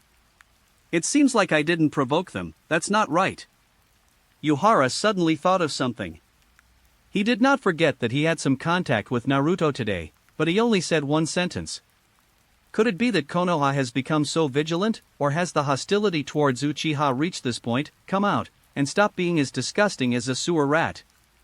Thinking in his mind, Yuhara spoke directly, but at this time he was already ready to fight. It was hard for Yuhara to believe that they had no other purpose by following him so quietly. At least, they didn't have any good intentions, but unfortunately, Yuhara's words didn't seem to receive any response, which made Yuhara wonder if he was wrong. But Yuhara didn't intend to let it go. He took a deep breath and took out a few kunai. In an instant, his eyes turned bloodshot. He glanced around to determine the most likely hiding spot. In just a moment, with the help of the Sharingan, he decided on several locations. Without any hesitation, he threw the kunai in his hand quickly towards those places. He did not use any special methods this time, because there was no need. After all, this was Konoha, and Yuhara would not be so ruthless. Ding, ding, ding. The kunai flew quickly into those hiding spots, and the next moment the sound of metal collision flashed in the night sky with sparks. As these sounds continued to ring out, several figures suddenly jumped out from these hiding places, and the appearance of these guys also allowed Yuhara to determine what was going on. Because these people were all wearing black ninja combat uniforms, with a silver armor on their chests, and they were wearing animal masks on their faces. Ambu? Yuhara asked curiously. In fact, he didn't know whether these people were Ambu, but he knew that this might be related to his contact with Naruto today. Uchiha Yuhara, please come with us. At this time, the leading Ambu spoke indifferently. His voice was like a machine, without any emotion. The cold voice made Yuhara frown. If you want me to go with you, then you should also tell me who you are. Yuhara was unmoved by what this guy said. He still had some things he needed to confirm. And even if you want me to go with you, you should give me a reason. We don't need a reason to do what we do. The Ambu shook his head directly, and his tone became even colder, just like a biting cold wind that made people feel particularly uncomfortable. You only have two choices. One is to follow us quietly and honestly, and the other is for us to take you away. When Yu Yuan heard such a tough statement, he was stunned for a moment, and then he couldn't help laughing. Now he was sure who these people in front of him were. He is very familiar with Shui, so naturally he knows some of the Ambu's working styles. When the Ambu arrests someone, they will only do so with solid evidence, they will not even give you a reason. But there is one department that won't care about you so much. They don't need a reason to arrest people. Even if they kill someone, they will just send them off with a simple "you threaten the safety of Konoha" without any reason to talk to you. Thinking of this, Yuhara's eyes began to become dangerous. Danzo was the character that Yuhara hated the most in the original work, no doubt about it. His face is full of sanctimoniousness, his mouth is full of ideology, and his mind is full of business. I'm afraid no one will like such a person. Thinking of this, Yuhara didn't waste any words and directly took a fighting stance. With his identity, he doesn't know the existence of the root, but this also helps him. He can completely define that the people in front of him are all fake Ambu people. It seems that you haven't figured out my intelligence. There are members of the Ambu among my friends. The three Magatama in Yuhara's eyes were spinning rapidly, the chakra in his body was ready to go, and his voice began to become deeper. Ambu don't do things the same way as you do. Although I don't know why you do this, impersonating an Ambu is a serious crime. It seems that you don't plan to go with us? The guy who was leading the group looked at Yuhara's actions, but he didn't react at all. He just waved his hand gently after giving a routine monologue. In that case, let's kill him. After he finished speaking, the other rude ninjas did not give any response, but they almost immediately rushed towards Yuhara. Looking at them in this situation, Yuhara knew that there was probably no way to let this matter go. He already hated Danzo, and at this moment he hated this troublemaker even more. But since you let your men die, don't blame me. Yuhara was thinking silently in his mind, and the three Magatama in his eyes were spinning faster and faster. He suddenly smiled and ignored the group of ninjas rushing towards him. He spoke softly. You guys are like insects. Today, I will let you see the power of Uchiha. In an instant, the three Magatama in Yuhara's eyes have become one, and the suppressed chakra full of destructive aura instantly blooms. End of this chapter. Chapter 31 I and #039, am not an ordinary Uchiha. Chapter 31 I'm not an ordinary Uchiha. The moment the Mangekyo Sharingan opened, Yuhara clearly had the illusion that everything was under his control. At this moment, in his eyes, he found that he seemed to be able to see through everything, the movement trajectory, attack direction, even the strength of their attacks and their psychological thoughts of every enemy seemed to be visible in his eyes. This feeling is very wonderful, and Yuhara now seems to understand something. Why was it that when Uchiha Madara was resurrected by the Impure World reincarnation during the Fourth World War, he dared to challenge the allied ninja forces alone with just a pair of Sharingan? Because he had the strength to do so, however, when Uchiha Madara challenged the allied shinobi forces, he only used 3 Magatama, and only used Taijutsu and Genjutsu. It was not until he had warmed up to a certain extent and was driven out of the battlefield by Temari's wind escape technique that he began to use ninjutsu. Yuhara really couldn't imagine the level of Uchiha Madara, because that was simply beyond the limits of human beings. However, Yuhara is not without expectations for the future, although he is far inferior to Uchiha Madara now, and he has no brothers, and he doesn't know what to do with the Eternal Eye. But as a time traveler, Yuhara knows very well what Uchiha Madara's evolutionary path is. And he has something that Uchiha Madara doesn't have, that is the system plugin that makes him love and hate. If it weren't for this plugin, he probably wouldn't have the Mangekyo Sharingan now, and he might have already run away at this moment, as Naruto said. But because of this cheat, he was forced to be kidnapped by this dying family, and had to stay and try every means to save it. Shaking his head gently, Yuhara blocked all thoughts at this moment and completely entered into a combat state. Originally, he planned to train with Shursui to familiarize himself with the Mangekyo. But now that someone has taken the initiative to cause trouble for him, he doesn't need to be polite. These eyes? When the Yuhara Mangekyo appeared, the leading ninja's tone finally changed. Yuhara could sense his surprise and uneasiness, but unfortunately he was wearing a mask and Yuhara couldn't see it at all. Go to hell. At this moment, the first root ninja had rushed to Yuhara, and the ninja sword in his hand slashed towards Yuhara fiercely. And at this moment, the kaleidoscope in Yuhara's right eye began to spin rapidly. The power of Daofan had been quietly activated, and his body began to move. He had already seen through the direction of this guy's attack, so his body just deflected slightly. However, it was because of this deflection that the blade of this root ninja did not touch Yuhara at all. Buzz. At some point, a kunai suddenly appeared in Yuhara's hand.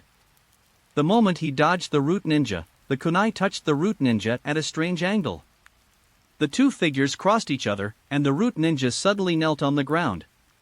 He held his neck tightly with both hands, but blood continued to flow out from between his fingers. At this moment, a root ninja next to him quickly followed and slashed at Yuhara fiercely. And Yuhara once again slightly moved away, and he quickly threw the kunai in his right hand up for his left hand to catch. The blood-red eyes stared at the root ninja, and suddenly the body of this root ninja stiffened, and the kunai in Yuhara's left hand stabbed out quickly, piercing the guy's chest. In just a few seconds, Yuhara had killed 2 root ninjas.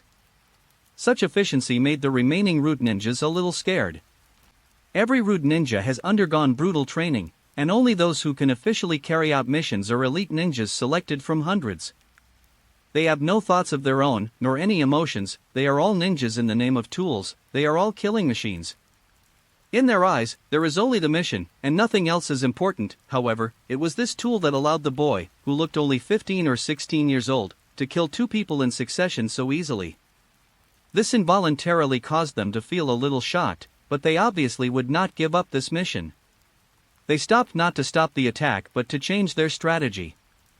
And Yuhara was happy to see what they were going to do, and he found that the effect of the Daofanai technique seemed to be better than he had imagined. Although my original physical skills were not bad, it was not easy to achieve this level. But now I can do all this easily. This Daofan is indeed just as I thought, a technique similar to the Sage Mode. With the blessing of this technique, he has indeed been improved in all aspects. After seeing this operation, Yuhara had guessed it in his heart, but he had no chance to use it at all, so the guess was just a guess. Practice is the only criterion for testing truth, and Yuhara knows this very well. As he used it, he also noticed a detail. That is, there seemed to be a very special power flowing quietly in his eyes, and the speed at which this power was consumed was not as fast as he had imagined. Is this thing pupil power? Yuhara guessed silently in his heart, but he was sure that this thing should be the legendary eye power. The loss and consumption of pupil power will cause the kaleidoscope to become blind, and Yuhara must pay attention to this. However, he found that simply using the Mangekyo, or using the Doken in conjunction with physical techniques and illusion techniques, did not seem to consume as much energy as he had imagined. This is definitely good news for Yuhara, but Yuhara still needs to continue experimenting to find out the limit of Daofan's tolerance. The most important thing is to see how it is used in coordination with ninjutsu, and also with my skills, and use it in coordination with Susanoo. Only then can you know everything. The Daofanai technique can strengthen all techniques based on the feedback from the kaleidoscope. The skills that Yuhara obtained through the system have actually been localized to a certain extent, so Daofan can naturally use them in conjunction with these skills. Similarly, pupil techniques are actually considered within the category of techniques. The pupil technique of his other eye is Jade Zhu Ming, which has the ability to reduce the difficulty of using Susanoo. Yuhara could already feel that there seemed to be a voice calling him in his consciousness space. Especially after he opened his Mangekyo Sharingan, the sound became even more obvious. He knew that this was probably the guardian angel in his heart, and also the guardian angel of Uchiha Yuhara, that was his Susanoo. But now is not the time to summon Susanoo. The key is to get rid of these enemies as soon as possible. As he was thinking about this, the root ninjas had already repositioned themselves and surrounded Yuhara. The next second they quickly surrounded Yuhara. This time their siege was clearly layered. No matter from which position they stood, they had coordination and support. The formation is good, but you seem to have made a mistake. Yuhara looked at everything in front of him and suddenly smiled. I am not an ordinary Uchiha. As soon as he finished speaking, the chakra in his body surged, and at this moment he stood there like a Shura. End of this chapter. Chapter 32. Have you ever felt the sharp blade from Michaela? Chapter 32. Have you ever felt the sharp blade from Michaela? When facing ordinary Uchiha, siege is indeed the best way to deal with them. Because in a one-on-one situation, it is really difficult for anyone to deal with the Sharingan. Unless someone can do it without looking at the eyes and it does not affect his attack, or like the ninja of Kirigakure, he can directly use the mist shadow technique to block the Sharingan. Therefore, in most cases, when facing a ninja with the Sharingan, siege is the best method. But unfortunately, just as Yuhara said, he is really not an ordinary Uchiha, he is an Uchiha who possesses the Mangekyo Sharingan. Instead of using the air dance technique to evade, Yuhara had to face at least 10 root ninjas alone, which seemed a bit dangerous. But strangely, Yuhara really didn't feel any pressure. Even though they are all the elite of the root, and their fighting skills are not weak. Under the inside of the Mangekyo Sharingan, none of them could escape detection, and with the help of Daofan, Yuhara's speed was much faster. Buzz, buzz, buzz. The sound of ninja swords breaking the wind continued to ring out. In such a dense space confrontation, although Yuhara seemed to be at a disadvantage, in fact he was not injured at all. He was like a butterfly flying among flowers, dancing continuously in the sky full of blades. His movements were graceful and comfortable. Each time he avoided the deadly blade by a hair's breadth, and each time he made the enemy's attacks ineffective. However, dodging blindly is definitely not Yu's style. He is waiting for the opportunity to counterattack. And such an opportunity did not make Yuhara wait too long. When they failed to attack for a long time, the root ninjas began to get anxious, and this was Yuhara's chance. What? Seeing through the attack trajectories of all the root ninjas at the same time, Yuhara made a clever evasive move, instantly avoiding the attack range of all of them. His left hand suddenly took out a kunai, and then he stabbed the kunai directly into the chest of a root ninja in front of him who was attacking him with lightning speed. A shrill scream was heard in the training ground, and along with the scream, Yuhara's right hand grabbed the hand of another root ninja. With Daofan's blessing, Yuhara's strength was also enhanced. Under his control, the hand of this root ninja was held tightly. Moreover, when Yuhara noticed the kunai in this guy's hand, he twisted it hard and the sound of broken bones suddenly rang in his ears. The next moment, Yuhara turned his body, and under his pulling and guidance, the root ninja broke the kunai and stabbed it fiercely into the chest of another ninja. Wind escape big breakthrough. A root ninja behind Yuhara instantly seized the opportunity and used ninjutsu immediately without caring about his teammates. Childish. However, as the strong wind was howling, Yuhara merely looked back and leaped backwards, avoiding the technique exactly. However, several root ninjas nearby didn't react in time and were blown away. When they fell to the ground, Yuhara's kunai had already flown over. The smell of blood at training ground number 3 was getting stronger and stronger. In just a few minutes, Yuhara was not harmed at all under the siege of these elite root ninjas. Instead, several elite root ninjas had already fallen at his hands. The leading root ninja was also besieging Yuhara, but when he looked at Yuhara, who was like a butterfly flying through flowers, his heart was extremely complicated. As a captain, the leading ninja naturally has access to more intelligence and information. Especially since Danzo is taking various actions against the Uchiha clan, these root ninjas will naturally try to understand the Uchiha clan. He knew that Yuhara's eyes were the Mangekyo Sharingan, but he didn't know what kind of power the Mangekyo Sharingan had. After all, the Mangekyo Sharingan had disappeared for so long, and he had never seen such power. But now, he seemed to understand a little. So, this is the power of the Mangekyo Sharingan? Facing enemies that were dozens of times larger than themselves, they were able to handle the situation with ease even though they were surrounded and had little room for movement. No matter who attacks him, he can see through it directly and dodge it, or even counter it. This kind of insight is truly incomparable to the three Magneto Sharingan. At this moment, Yuhara suddenly held down a root ninja who was attacking him. He grabbed the guy's neck tightly, but did not kill him immediately.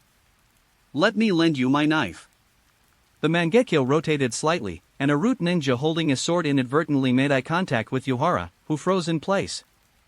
The long sword in his hand was easily snatched away and slashed out, blood spurting out. After getting the ninja sword, Yuhara did not attack immediately, but he suddenly stopped. Gently shaking off the blood on the ninja sword in his hand, Yuhara swept his eyes over the root ninjas in front of him, and he spoke calmly. "I've been playing with you guys for so long, I think it's about time for this farce to end." Farce is how Yuhara defines this battle, and this definition can be said to completely disregard these root ninjas. The root leader who was leading the group also had a change of expression in his eyes at this time. He didn't know what Yuhara's other plans were, but he knew that there might be trouble next. At this time, he had already thought about retreating. Yuhara was so difficult to deal with and had such a special pair of eyes. He thought that such information must be passed back. But at this moment, Yuhara's body suddenly began to float towards the sky, which immediately made all the surviving root ninjas realize that this guy actually has flying ninjutsu. This also made them realize that if this guy really wanted to leave, they would have no way to stop him. Flying in the air, Yuhara bit the ninja sword in his mouth, and his hands began to form seals quickly. At the same time, the kaleidoscope in his right eye spun rapidly again. Fire release, the art of fire dragon. The vast chakra covered the sky and pressed towards the surviving root ninja, and the next moment 3 huge fire dragons suddenly rose from the ground. The sizes of these 3 fire dragons were extremely huge, which was completely beyond their understanding of this fire-style ninjutsu. They had never seen such huge fire dragons. The worst thing is that these 3 fire dragons have completely blocked their retreat route. I said the farce was going to end. Just when these root ninjas were forced to gather together, Yuhara's voice came from the sky. He stood in the sky, holding the knife in one hand above his head, and the chakra in his body began to ripple at this moment. The sharp chakra filled with murderous aura made people immediately realize that it was wind escape technique, but the combination of wind escape technique and sword technique made it impossible to know what Yuhara was going to do. Just at this moment, Yuhara suddenly laughed. Have you ever felt the sharp blade from Michaela? In a second, Yuhara fell down quickly like a water bird. The ninja sword in his hand emitted a gorgeous and beautiful luster, and countless wind blades flew around him. Secret technique, water bird dance. Thanks to the humble classmates Anonymous and Tianshur for the rewards, thank you, thank you. P.S. Please collect my new book and read it. Please everyone. End of this chapter. Chapter 33 The Nature of the System. Chapter 33 The Nature of the System. The sharp blade, accompanied by the terrifying wind blade, washed the earth, and even the fire dragon that Yuhara had released before was destroyed by the sharp wind blade. Habara landed on the ground, and behind him was the completely shattered root ninja. After being cut by Mizutori Ranbu, Yuhara was not sure whether these root ninjas could still be put together into a complete person. But what he was sure of was that none of these guys would be able to escape from his attack. Mizutori Ranbu was the skill that caused Yuhara to be killed most times while playing games in his previous life. He had a deep understanding of the power of this sword technique. Besides, this is reality, not a game. In the game, you can be resurrected, and even after being stabbed so many times, your body was not cut in half. But now, under Yuhara's blade, those root ninjas were directly dismembered. That body was broken into pieces, and there was no way they could survive unless they had eaten Buggy, who had eaten the sundering fruit. The only thing we need to worry about now is that some people are not on the scene but are observing from a distance. Of course, this is not a big deal. Even if someone didn't go and witnessed Yuhara killing such a large number of roots, Yuhara was the real victim. If he was caught or died, there would be no follow-up to this matter. The Uchiha clan might be forced to rebel, which is probably what Konoha wants to see most. As far as the village is concerned, he cannot openly take action against the families in the village. After all, the establishment of the village cannot be separated from the support of these big families. You took action against Uchiha today, so will you take action against Hinata, Inoshikacho, and the like tomorrow?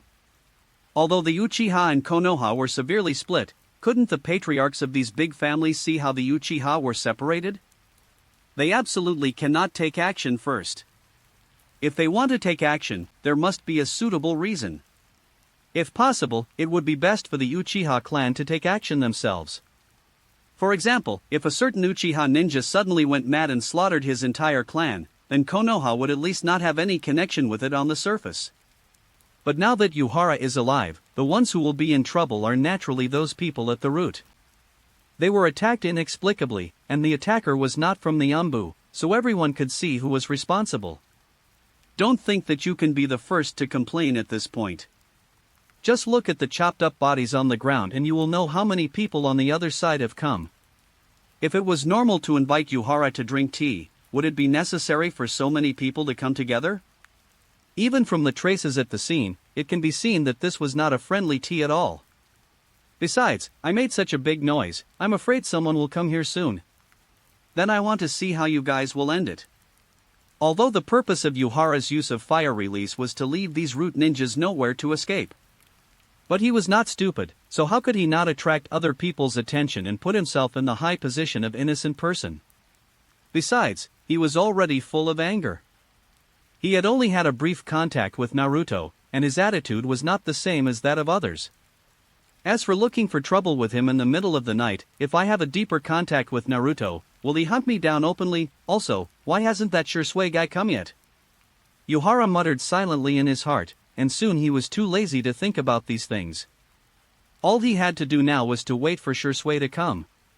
However, during this period of waiting, Yuhara also had the opportunity to review his previous battles and the status of his Mangekyo Sharingan. This battle was the first time he used the Mangekyo fully, and Yuhara also gained a lot from this battle. The eye technique of Dao Fan is indeed the same as what Yu Yuan thought. Even if he uses the sky dance technique given to him by the system, Dao Fan can still provide a good blessing. And when it comes to ninjutsu, the improvement is completely visible. Yuhara can fully believe that as long as his proficiency in the Mangekyo continues to improve, he will definitely be able to be as good as Uchiha Madara in the near future. With just one powerful fire extinguisher, he could render countless ninjas helpless, not to mention that he also possesses the air dance technique, which is completely developing into a strategic bomber. However, when Dofan uses ninjutsu, the consumption of pupil skills also begins to increase. Although it is within the range that I can bear, it also reminds me not to act recklessly. In fact, after using it this time, Yuhara has discovered that the consumption of pupil power is not as fast as he imagined. Moreover, when he opened the Kaleidoscope alone and did not use practical eye techniques, his eye power consumption was almost negligible. Although there is a danger of accumulating small amounts, he will be able to use it for many years anyway, as long as he doesn't learn from that kid Uchiha Sasuke. Look at Uchiha Itachi, his eyes have not gone blind after so long. Look at Uchiha Madara, this guy fought with Senju Hashirama for so long and lasted for so many years. Therefore, the rational use of eye techniques is extremely important, and Yuhara is also confident that the system will help solve his problems. If this problem can't be solved, then what's the point of having me bound to this family? Yu Yuan still believed in the ability of the system. At least through the unique method of the system, he received a huge mental stimulation without being affected himself. This allowed him to open the Mangekyo and gain his current power. This alone is enough for Yuhara to trust the system. And according to the nature of the system, it seems to prefer to use the skills from the tasks in the League of Legends as rewards for Yuhara. From this perspective, Yuhara's chances of obtaining the Eternal Mangekyo are really high. After all, There are quite a few passive abilities of heroes in there, which can improve their own abilities or evolve an ability individually. Not only can you improve yourself, you can also be reborn. Although you will turn into an egg, you can still revive yourself generally speaking. Also, after opening the Mangekyo this time, I can feel the power of my other eye stirring, and I can indeed feel the presence of Susanoo. Susanoo is the most powerful force of the Uchiha clan. Even in Yuhara's opinion, this force is ultimate and unparalleled. Although the Kaleidoscope can create a lot of inexplicable powers, such as the power of space, it is indeed eye-catching. If we really talk about the ultimate destructive power and the ultimate defensive power, Susanoo says he is second, and Yuhara really can't think of anyone else who can say he is first. It seems that I must carefully study my Susanoo from now on. I can reduce the difficulty of opening it, and I also have Dufan to enhance its power. If I don't grasp this well, then I will be really sorry for my own ability. Yuhara was thinking quietly, and at this moment he suddenly noticed that Shursui was rushing towards him not far away. Not only him, but also many Konoha ninjas came over behind him. End of this chapter. Chapter 34. Do you think you are Hokage? Chapter 34. Do you think you are Hokage? How is this going? Sarutobi Hiruzen, who had already returned home, heard the noise coming from outside and couldn't help but frown. There is no doubt that the work of the Hokage is very busy, especially since Sarutobi Hiruzen is an extremely confident person. He believed that he could handle everything in Konoha in an orderly manner, so almost all documents of Konoha would pass through his hands and he would make the judgment. There is no doubt that thanks to his actions, although he is not the strongest Hokage in Konoha's history, he is definitely one of the Hokage with the most power. The only one stronger than him is probably his teacher, the Nidaime Hokage.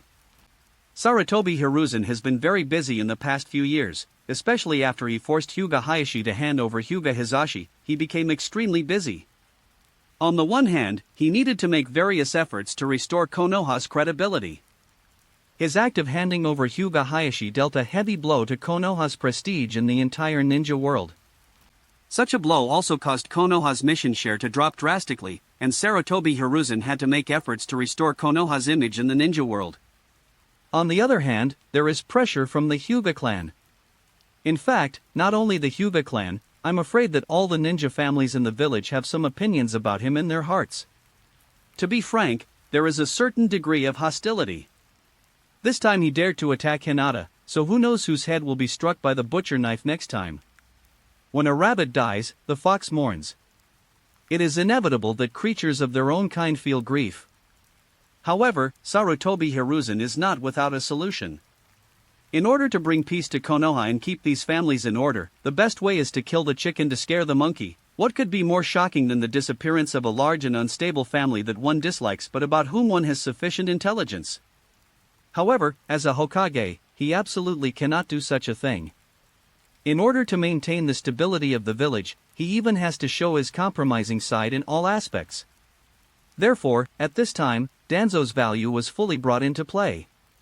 Although all this was caused by his compromise in handing over Hinata Hizashi, he did not regret his actions. He knew very clearly how to choose between war and peace.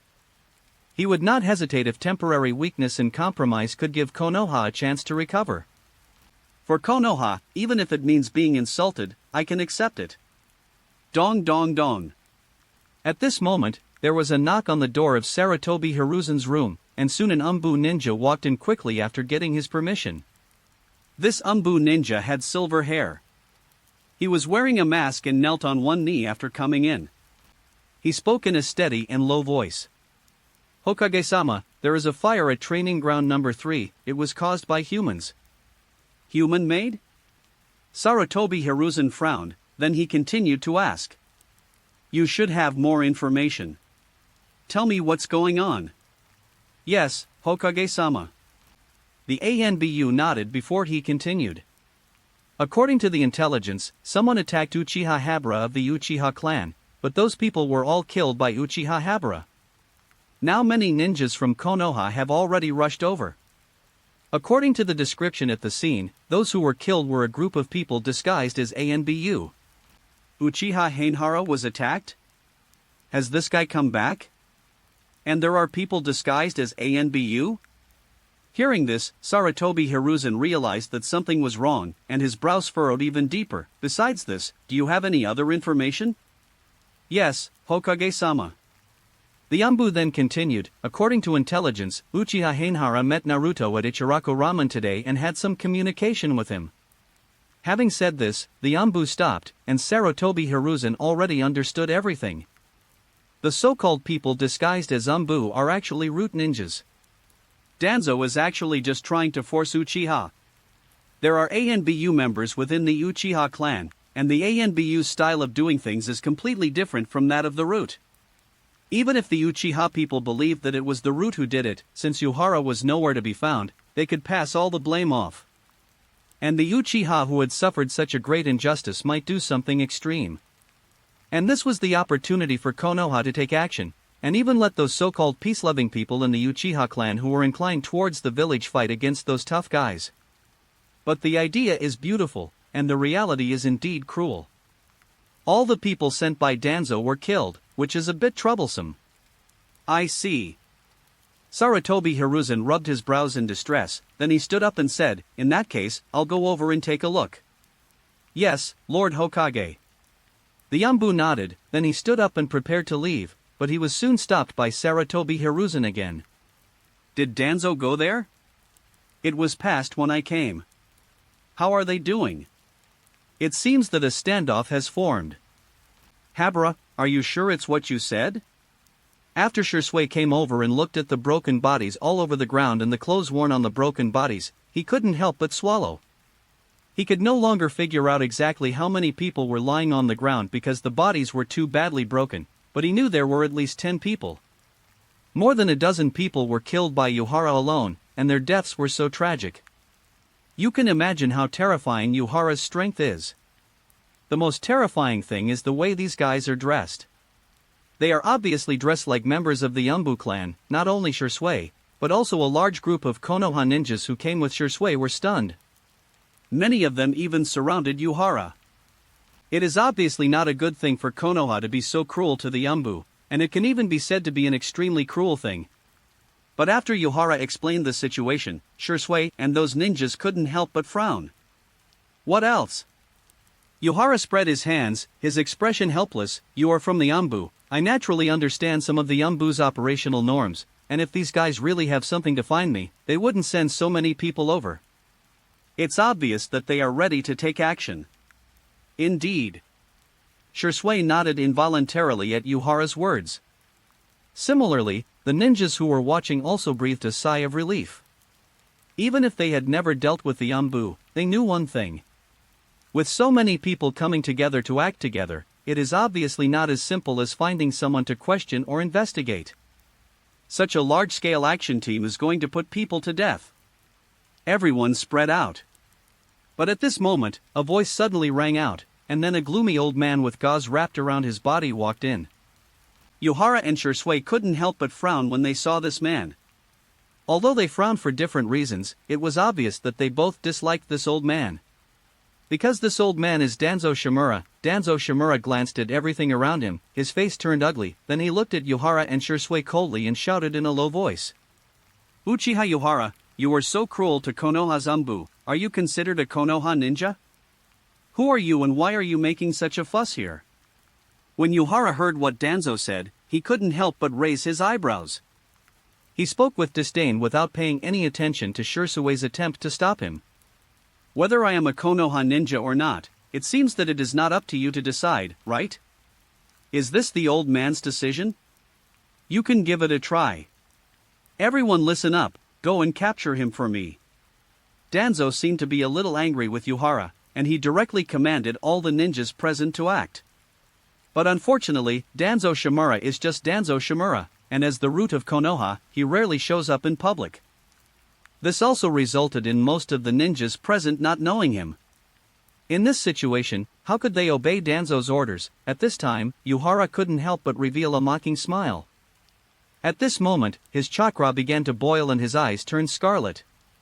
Without figuring out the whole story and what exactly happened, you are just ordering everyone around like a barking dog. Who do you think you are, Hokage-sama? End of this chapter. Chapter 35, Making Things Big. Chapter 35, Making Things Big. Do you think you are the Hokage? Yuhara's words were full of sarcasm, but this sentence directly made Danzo silent, and the fire in his heart burned even more fiercely. Danzo, who was already in a bad mood due to the loss of more than a dozen of his men, was completely ignited by Yuhara's words. Becoming Hokage will always be Danzo's dream, but it is also something he has been unable to achieve despite his efforts so far. In order to become Hokage, he even went so far as to assassinate his old friend Sarutobi Hiruzen, but he could never forget the day when he was proudly sitting on the Hokage throne, fantasizing about the prosperity of Konoha under his leadership in the future. His old friend Sarutobi Hiruzen walked quietly behind him, and then spoke to him in an extremely solemn yet nonchalant tone. Danzo, you have overstepped your bounds. I am the Hokage. This sentence was said very plainly, but it was deeply engraved in his heart. He knew that he would probably never be able to sit on the throne of Hokage while Sarutobi Hiruzen was alive, and today, this damn Uchiha clan kid actually said such words in front of everyone. How could Danzo not be angry and lose his defense? It seems that he really has no chance of becoming Hokage, but this is definitely not something that a little Uchiha kid can comment on at will. Danzo, who was extremely angry, calmed down at this moment. His eyes stared coldly at Yuhara, and his tone was as cold as ice, chilling people's heart. This is what I saw. You killed so many Anbu and you still want to shirk responsibility. I am indeed not the Hokage, but I am also a Konoha ninja. For the sake of Konoha, I must capture you, or even kill you. Capture it for me. As Danzo finished his words, the root ninjas who came with Danzo took action collectively. This scene made all the Konoha ninjas present frown, and Shursue's expression also turned ugly. However, Yuhara looked at Danzo with some surprise. This guy seemed calm, but was he actually so angry that he lost his mind? More than a dozen root ninjas besieged me, and their final outcome was death. Now there are only 3 root ninjas forming a team. Do they really think they can defeat me, or is he sure that I wouldn't dare to kill anyone in front of so many people? This possibility flashed through Yuhara's mind quickly, and what made him a little speechless was that if the other party really just wanted to capture someone, then he would be in trouble if he had the intention to kill him. In other words, by doing that, I was falling into the trap of this old man. But now he was being hit in the face. How could Yuhara stand at attention and take the beating? Holding the ninja sword tightly in his hand, Yuhara decided to take responsibility first and see what the situation is. If the other party just wants to arrest someone, he will respond normally. If they have bad intentions, Yuhara will teach them a lesson. Okay? However, what Yuhara didn't expect was that before he could make a move, Shursuke had already rushed forward. The ninja sword that he placed behind him was unsheathed instantly, and then he relied on the instant body flickering technique to fight with the 3 root ninjas. Yuhara couldn't help but frown when he saw this scene. Shursuke was a little impulsive. What he did was definitely not a good thing because he was a member of the Anbu. Even though there have always been certain contradictions between the Anbu and the root, at least they will not conflict in any way. Besides, it's easier to deal with if Yuhara takes action, because Yuhara is someone who has no idea of the existence of the roots, but Shursue's situation is a bit special and bad. Shaking his head helplessly, Yuhara rushed into the battle group in a flash. This battle was completely different from the previous ones. Just now, Yuhara could have killed without holding back, but this time he did it in front of so many people, and the opponent had already revealed his identity as a Konoha ninja. If Yuhara attacks without hesitation, especially when the other party does not attack, then he will be in trouble. However, both Yuhara and Shursuke were strong men at the level of Kaleidoscope, and even if they did not fully exert their strength and they did not cooperate at all, they could still lock onto one target and restrain the other guy at the same time. With this kind of alliance, they were able to fight the 3 roots on equal terms for a while. In fact, Yuhara could also see that although the 3 of them cooperated well, their fight was very uncomfortable under such restricted circumstances. Moreover, Yuhara also noticed that the identities of these 3 people were probably not low. Danzo had just said, "I can even kill you." But they didn't kill him, they just wanted to arrest him. Not if they did not have a certain status and insight, now it would not just be a back and forth fight between the 2 sides, but a real war. "Stop, what are you doing?" At this moment, a loud shout suddenly came from a distance. Hearing this voice, Yuhara and Shisui looked at each other involuntarily, and then they quickly took a step back. The three root ninjas also stopped, and finally they silently returned to Danzo Shimura. Because the person who came this time was the third Hokage of Konoha village, Sarutobi Hiruzen. Sarutobi Hiruzen walked to the training ground with a sullen face. The raging flames had already been put out by other Konoha ninjas when they arrived. But now this training ground can no longer be called a training ground. It is simply a purgatory. However, Sarutobi Hiruzen was, after all, a Hokage who had survived the war. He glanced at the broken corpse on the ground. Although this made his brows twitch, he was still able to keep his composure, and finally he looked at Yuhara. "Tell me, what is going on here? Whose body is this on the ground? Let me tell you about this matter, Hokage-sama." Before Yuhara could speak, Shisui had already stepped forward. He first bowed respectfully to Sarutobi Hiruzen and then spoke slowly. "Hokage-sama, originally Habara invited me to meet him at the training ground tonight. He wanted to practice his swordsmanship. I naturally did not refuse the invitation, but when I came over, it had already happened, and Yuhara told me everything." Shisui didn't speak fast, but he spoke clearly, and it was obvious that his career in the Umbu had taught him how to report his work in the most effective and concise way. Yuhara listened at the side and nodded inwardly, and he also noticed that with the arrival of Sarutobi Hiruzen, more and more Konoha ninjas gathered around the scene. Not only civilian ninjas, but also family ninjas have arrived. Yuhara even saw Hinata Hayashi and Uchiha Fugaku. "It seems that I accidentally caused a big scene." Yuhara couldn't help but feel a little amused, but it was also good this way. The more people there were, the safer Yuhara would be. And the people present are not stupid. With the scene that happened tonight, especially Shimura Danzo's slightly self-defeating performance. I'm sure each family has their own plans, especially the Uchiha clan, who may have more thoughts and arguments. End of this chapter. Chapter 36, The Third Hokage Sarutobi Hiruzen. Chapter 36, The Third Hokage Sarutobi Hiruzen. That's it, Hokage-sama, that's all. When Shisui finished telling Yuhara all the information he had received, he quietly retreated to Yuhara's side without saying anything more. Sarutobi Hiruzen now really felt a headache. This matter was exactly as he thought. The most important thing was that this time Danzo really backfired. Maybe he really meant well. After all, if an Uchiha got close to the Ninetales, any one of them would be wary. Everything that happened 8 years ago seemed to be still vivid in his mind, and the Sharingan in the Ninetales' eyes seemed to be still extremely clear.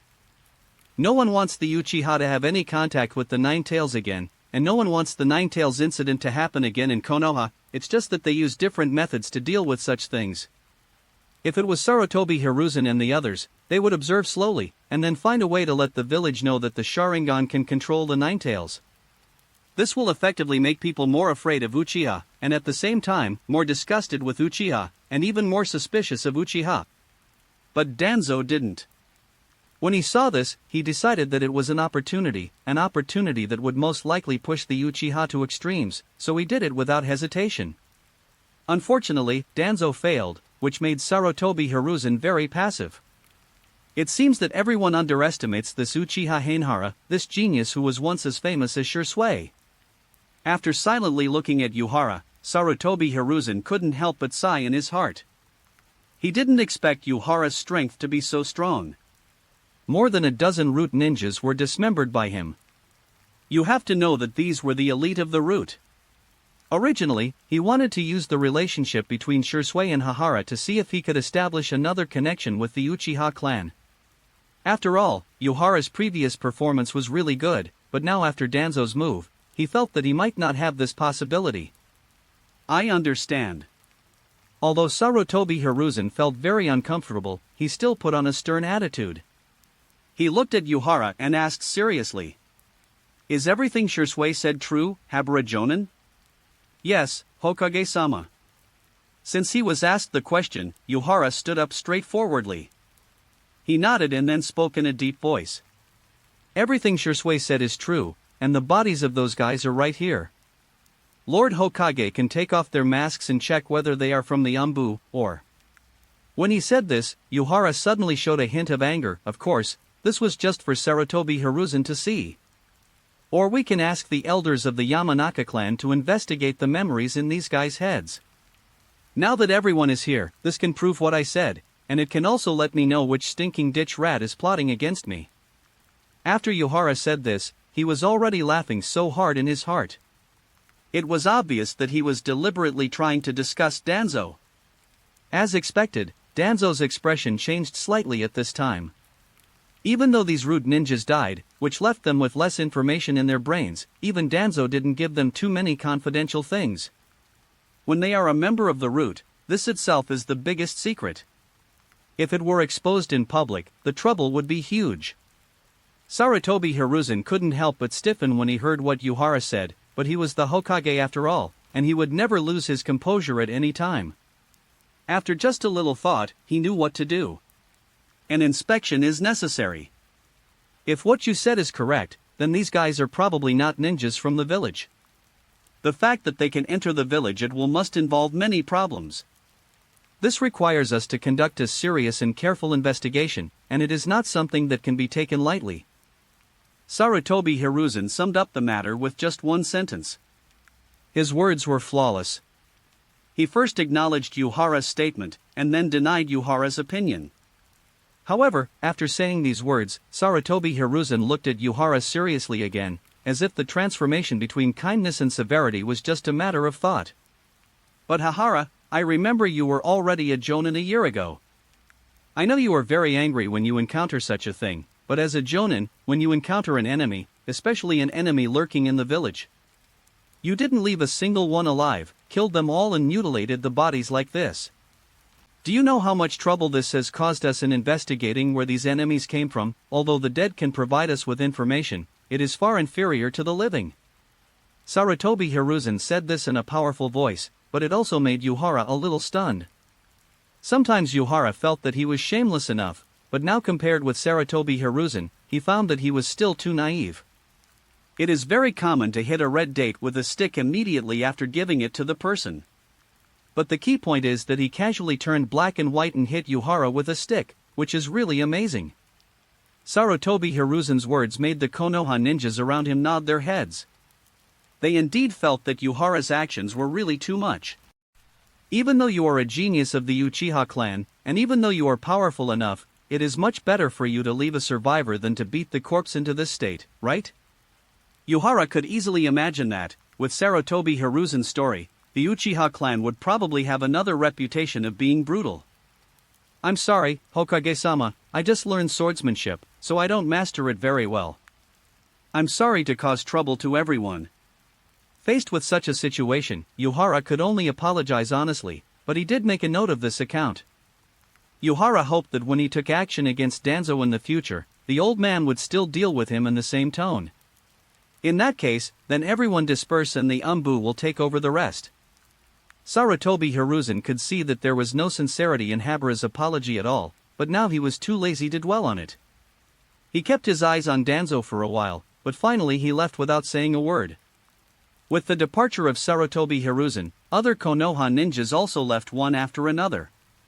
Even Uchiha Fugaku turned around and left after taking a look at Yuhara and the others. Only Hainhara and Shisui were left, along with some ANBU personnel who were responsible for collecting the bodies. Seeing this, Yuhara naturally saw no need to stay. After all, he had basically got what he wanted, so he simply pulled Shisui and walked outside. After this incident, both Yuhara and Shisui no longer had any intention of training, and Shisui was now full of doubts. After they were completely gone, Shisui suddenly asked in a low voice, "Are they Danzo's men?" "Well, if nothing unexpected happens, then he is theirs." Yuhara nodded, "But except for you, no one knows that I know of his existence, so I can do whatever I want." "So that's how it is." "But they are also Konoha ninjas after all." Shisui couldn't help but breathe a sigh of relief after hearing what Yuhara said, but soon he shook his head. "Yes, they are Konoha ninjas." Yuhara could only nod his head at what Shisui said, but he soon asked back, "Then, have you ever considered what will happen to the Uchiha if they succeed?" Damn.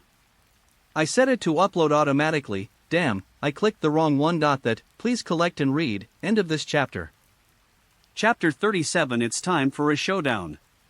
Chapter 37 It's time for a showdown. Time flies so fast. Standing at the gate of his house, Yuhara looked at the clear sky and a smile appeared on the corner of his mouth. Time really passed quickly. After he used the water bird dance to make those root ninjas experience the sharp blade from Michaela, a month had passed quietly. And during this month, many interesting things happened.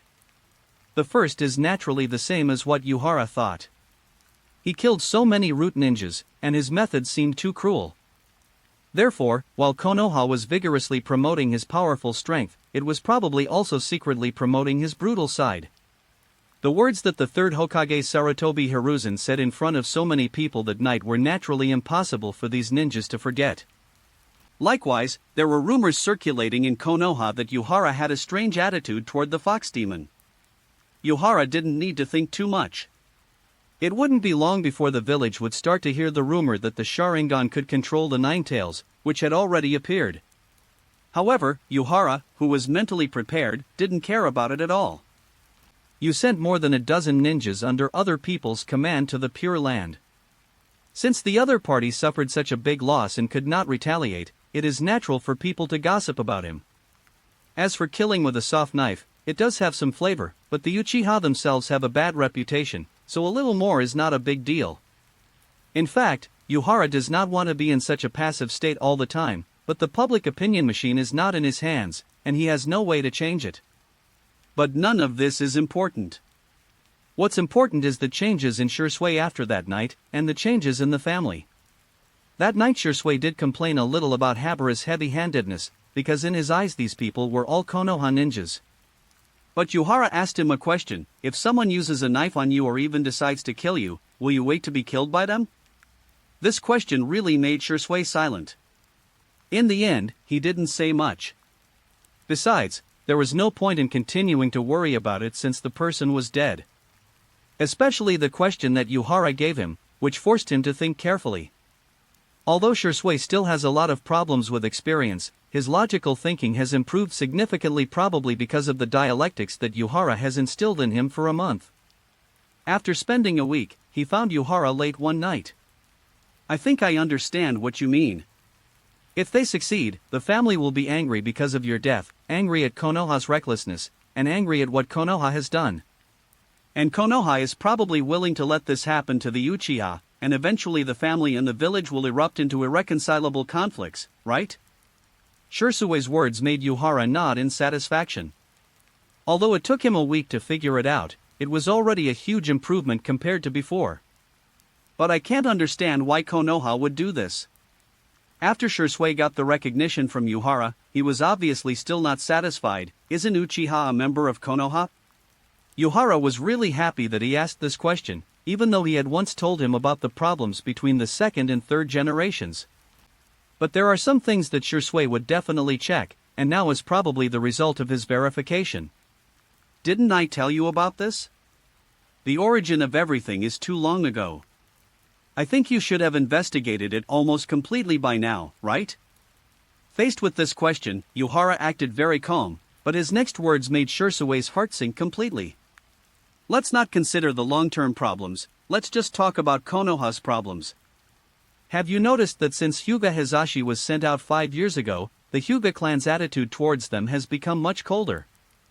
Not only the Hyuga clan, I'm afraid many families have also begun to become indifferent, because they are all afraid that they will be the next one. In addition, you should have come into contact with people from the root when you were in the Umbu, right? Those guys in the root are like machines without their own will, and many of them are from bloodline families.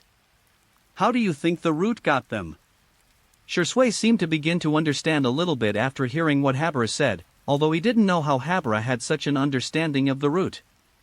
However, Shisui didn't intend to ask about it. Everyone has their own secrets, and digging into them is never a good thing. So these families are already dissatisfied with the third Hokage. He should have resigned because of the huge losses in the Third War. As a result, after the death of the fourth Hokage, he regained power and now has done something like this. For the sake of their own interests and the so-called stability of the village, the third Hokage and his men naturally needed to think of ways to solve these problems. What is the best way to solve these problems? I personally think it is to kill a chicken to scare the monkey, and the best target is naturally us. After all, Uchiha are restless, and they don't like it either. Yuhara's words made Shisui completely silent. He really didn't want to accept this answer, but it was the most logical one for now. In the following time, Yuhara's words seemed to have come true. Even though Yuhara was not in trouble, the family realized that something was wrong this time. The voices of dissatisfaction within the tribe began to intensify, and sometimes even making things worse is not necessarily a bad thing. Although Yuhara looked like nothing had happened and continued to do what he was supposed to do every day, Shisui knew that something serious was going to happen if he continued like this. What Uchiha Fugaku did was still to suppress and balance. Not only Shisui was dissatisfied with this approach, but both the hardliners and the moderates were now somewhat dissatisfied. If this continues, once one side completely gains the right to speak, I'm afraid Uchiha Fugaku will join in without hesitation. After all, it is normal for a clan leader to stand on the side of the majority of the clan. But how could I let something like this happen? Yuhara thought silently in his heart, if something like this happened, wouldn't it mean that everything was back on track? Yuhara was extremely resistant to this kind of thing. Although there was still some time before the night of genocide, Yuhara had to speed up further anyway. Some things cannot be rushed, but some things cannot be delayed at all. He would not think of solving the problem during the night of genocide. He would solve it in advance. Only in this way could he deal with more problems. It's a nice day today, and I hope there will be a good result today. Yuhara thought to himself, and then he walked directly towards the Uchiha clan's residence. He was going to get a result today, and no matter whether Uchiha Zone would give him a suitable result or not, he would make this guy give him a satisfactory answer.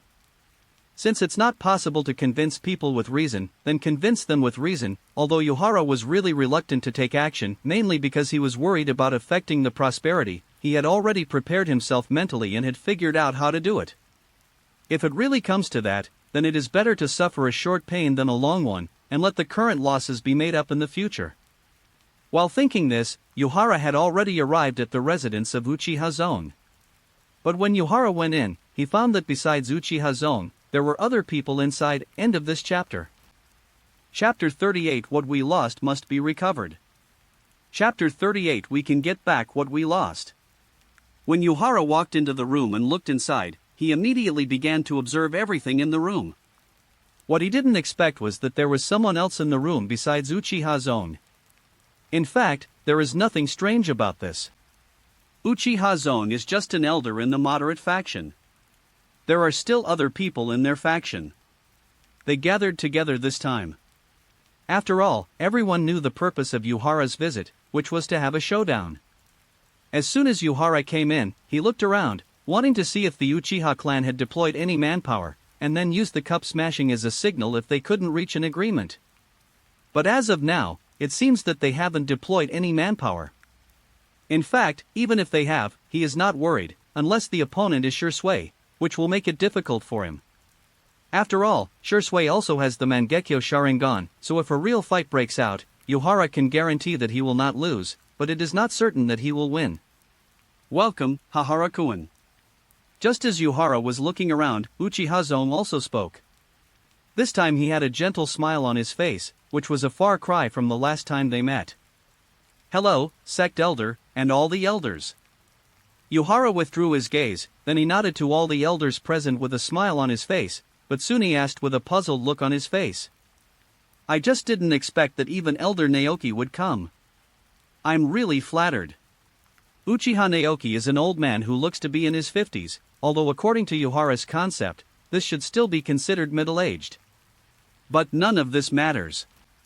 What matters is that in Yuhara's memory, this Uchiha Naoki is a hardline person. Yun was indeed puzzled by the appearance of this guy here. Could it be that those hardliners were planning to look for him, or has what I said to Uchiha Zone been passed on to that place by this guy? Just when Yuhara was full of doubts, Uchiha Mune spoke at the right time. Hi Yuhara-kun, don't be surprised. To be honest, although Naoki has a different stance from us, he is my younger brother. Shouldn't your brother be called Uchiha K? After hearing what Uchiha Muneshi said, an idea unconsciously flashed through Yuhara's mind, but he quickly shook his head silently and started thinking about other things. To be honest, he really didn't expect that Uchiha Zong had a younger brother, and he ran to the hardline faction next door. However, considering that the Uchiha clan, no, to be more precise, the descendants of the Six Paths seem to have disagreements and act against each other frequently, he felt that there was nothing strange about it. He now seemed to understand why those moderates changed so quickly after Uchiha Shirsue's death, even though Uchiha Itachi was still there. I'm afraid that in addition to these moderates who are full of hatred and despair about Shirsue's death, it is also possible that Uchiha Naoki played a role as Uchiha Mune's younger brother. But no matter what, Uchiha Zone called Uchiha Naoki over, and the meaning contained in this is very interesting. So that's how it is. I was rude. Yuhara pretended to understand something, then he found a seat and sat down. Well, everyone, I think you all know what I mean when I come here this time. I have asked Shirsue who those guys might be, and Shirsue's answer to me is that those guys are ninjas from the root. I already know what the roots look like and what those people do. So what is the impact of my attack this time? You are all senior members of the family. I think you know more about this than I do, right? Yuhara's words made the elders sitting there nod their heads involuntarily. They knew best how many times they had argued about this matter in the past month. It was this continued division that led them to make the decision. That is to meet this young man who was one of the only two people in the family who possesses the Mangekyo Sharingan, who does not belong to any faction and has his own unique vision and insights. We do know what you mean, and after this incident we do agree with your idea. After Yu Yuan finished speaking, a moderate elder suddenly spoke up. But we only approve of your idea, but we don't approve of you becoming the clan leader. Although Shirsue said that you are the only choice in the family and his only choice, you are too young and have no experience and ability to lead a family. Furthermore, we only know your thoughts, but not your specific actions. What grounds do you have for us to trust you? The elder's words made all the elders present nod in unison, and Yuhara couldn't help but look at this guy. To be honest, Yuhara was not angry because the questions he raised were rather pointed and very realistic. Put yourself in Yu Yuan's shoes. If he were in such a situation, he would definitely not bow down so easily. He might even ignore it completely. Now that these old guys are able to sit down and talk with him, it is already a big compromise, although it is largely due to the deterrent power of Kaleidoscope. I know you all think you are experienced and capable, but in fact, if I didn't say these words, could you have thought of it? Yuhara smiled. He had no intention of doing anything because in his opinion this was just an interview. Even if you can think of it, do you dare to do it? Obviously, you don't dare to do it at the moment. This is the difference in vision, this is the drive of young people, this is the drive that you old people who have been struggling for so long don't have. Yuhara's words were blunt, even very rude, but Yuhara knew too well what his strengths and weaknesses were. He has no experience nor a convincing resume, but what he has is a pair of Mangekyo Sharingan and the support of Shirsue's other pair of Mangekyo. Strength is not absolute, but in the Uchiha clan, it is absolutely impossible to be without strength. This is why Yuhara dares to be strong. As for my thoughts and plans, I have said, perhaps I was too general, so now I can be more clear. In my opinion, both you moderates and those hardliners are too extreme. Moderates are too compromising, and peace gained through compromise will perish sooner or later. Because you are not unnecessarily tough, others will just think that you are easy to bully, and they can take whatever they want from you without restraint. But the hardliners are too hardline, even a little arrogant. I don't know why they think that just a bunch of US can shake Konoha. Although their target may only be Sarutobi Hiruzen, who knows in Konoha, who can help us? Being too compromising will lead to destruction, and being too tough will also lead to destruction. If I were the patriarch, I would coordinate the ideas of both sides. The biggest conflict between the moderates and the hardliners is how to treat Konoha, and now I can give my answer. That is, when family interests are not involved, we can solve the problem with a gentle attitude. But once it comes to family interests, we will definitely respond to everyone in a tough way. Having said this, Yuhara paused slightly, and finally he spoke meaningfully. We are all a family, and our goal is to do good for the family. When Uchiha Madara wanted to take us away, we refused. If I want to leave now, I'm afraid my clan members will not be willing to do so, and Konoha was originally established by the joint efforts of Uchiha and Senju. Now that we have lost so much, we must work harder to change ourselves and get back what we have lost. Thanks to Nidian Taiyun Youth and Imozihua for the reward. Thank you, PS. I am really crying. I set up automatic upload last night, but I accidentally clicked the wrong button. I am so scared. So please collect it, and especially ask me to read it again. This is really important. I beg you. End of this chapter. Chapter 39. Accept or not. Chapter 39. Accept or not. Take back what you lost with your own hands. This sentence made the Uchiha elders present take a deep breath. The main reason why the Uchiha clan was divided into two factions was actually for the sake of the family, in order to get back what they had lost. No matter how big the differences in their ideas are, and how many conflicts they have caused, this point has never changed from beginning to end. In fact, strictly speaking, Yuhara's idea of integrating the two sides is not very brilliant, nor is it very strange. During all the years of their internal fighting, there were also some wise people who had already proposed similar ideas internally. But as I said, being able to think of it is one thing, being able to do it and whether you dare to do it are another.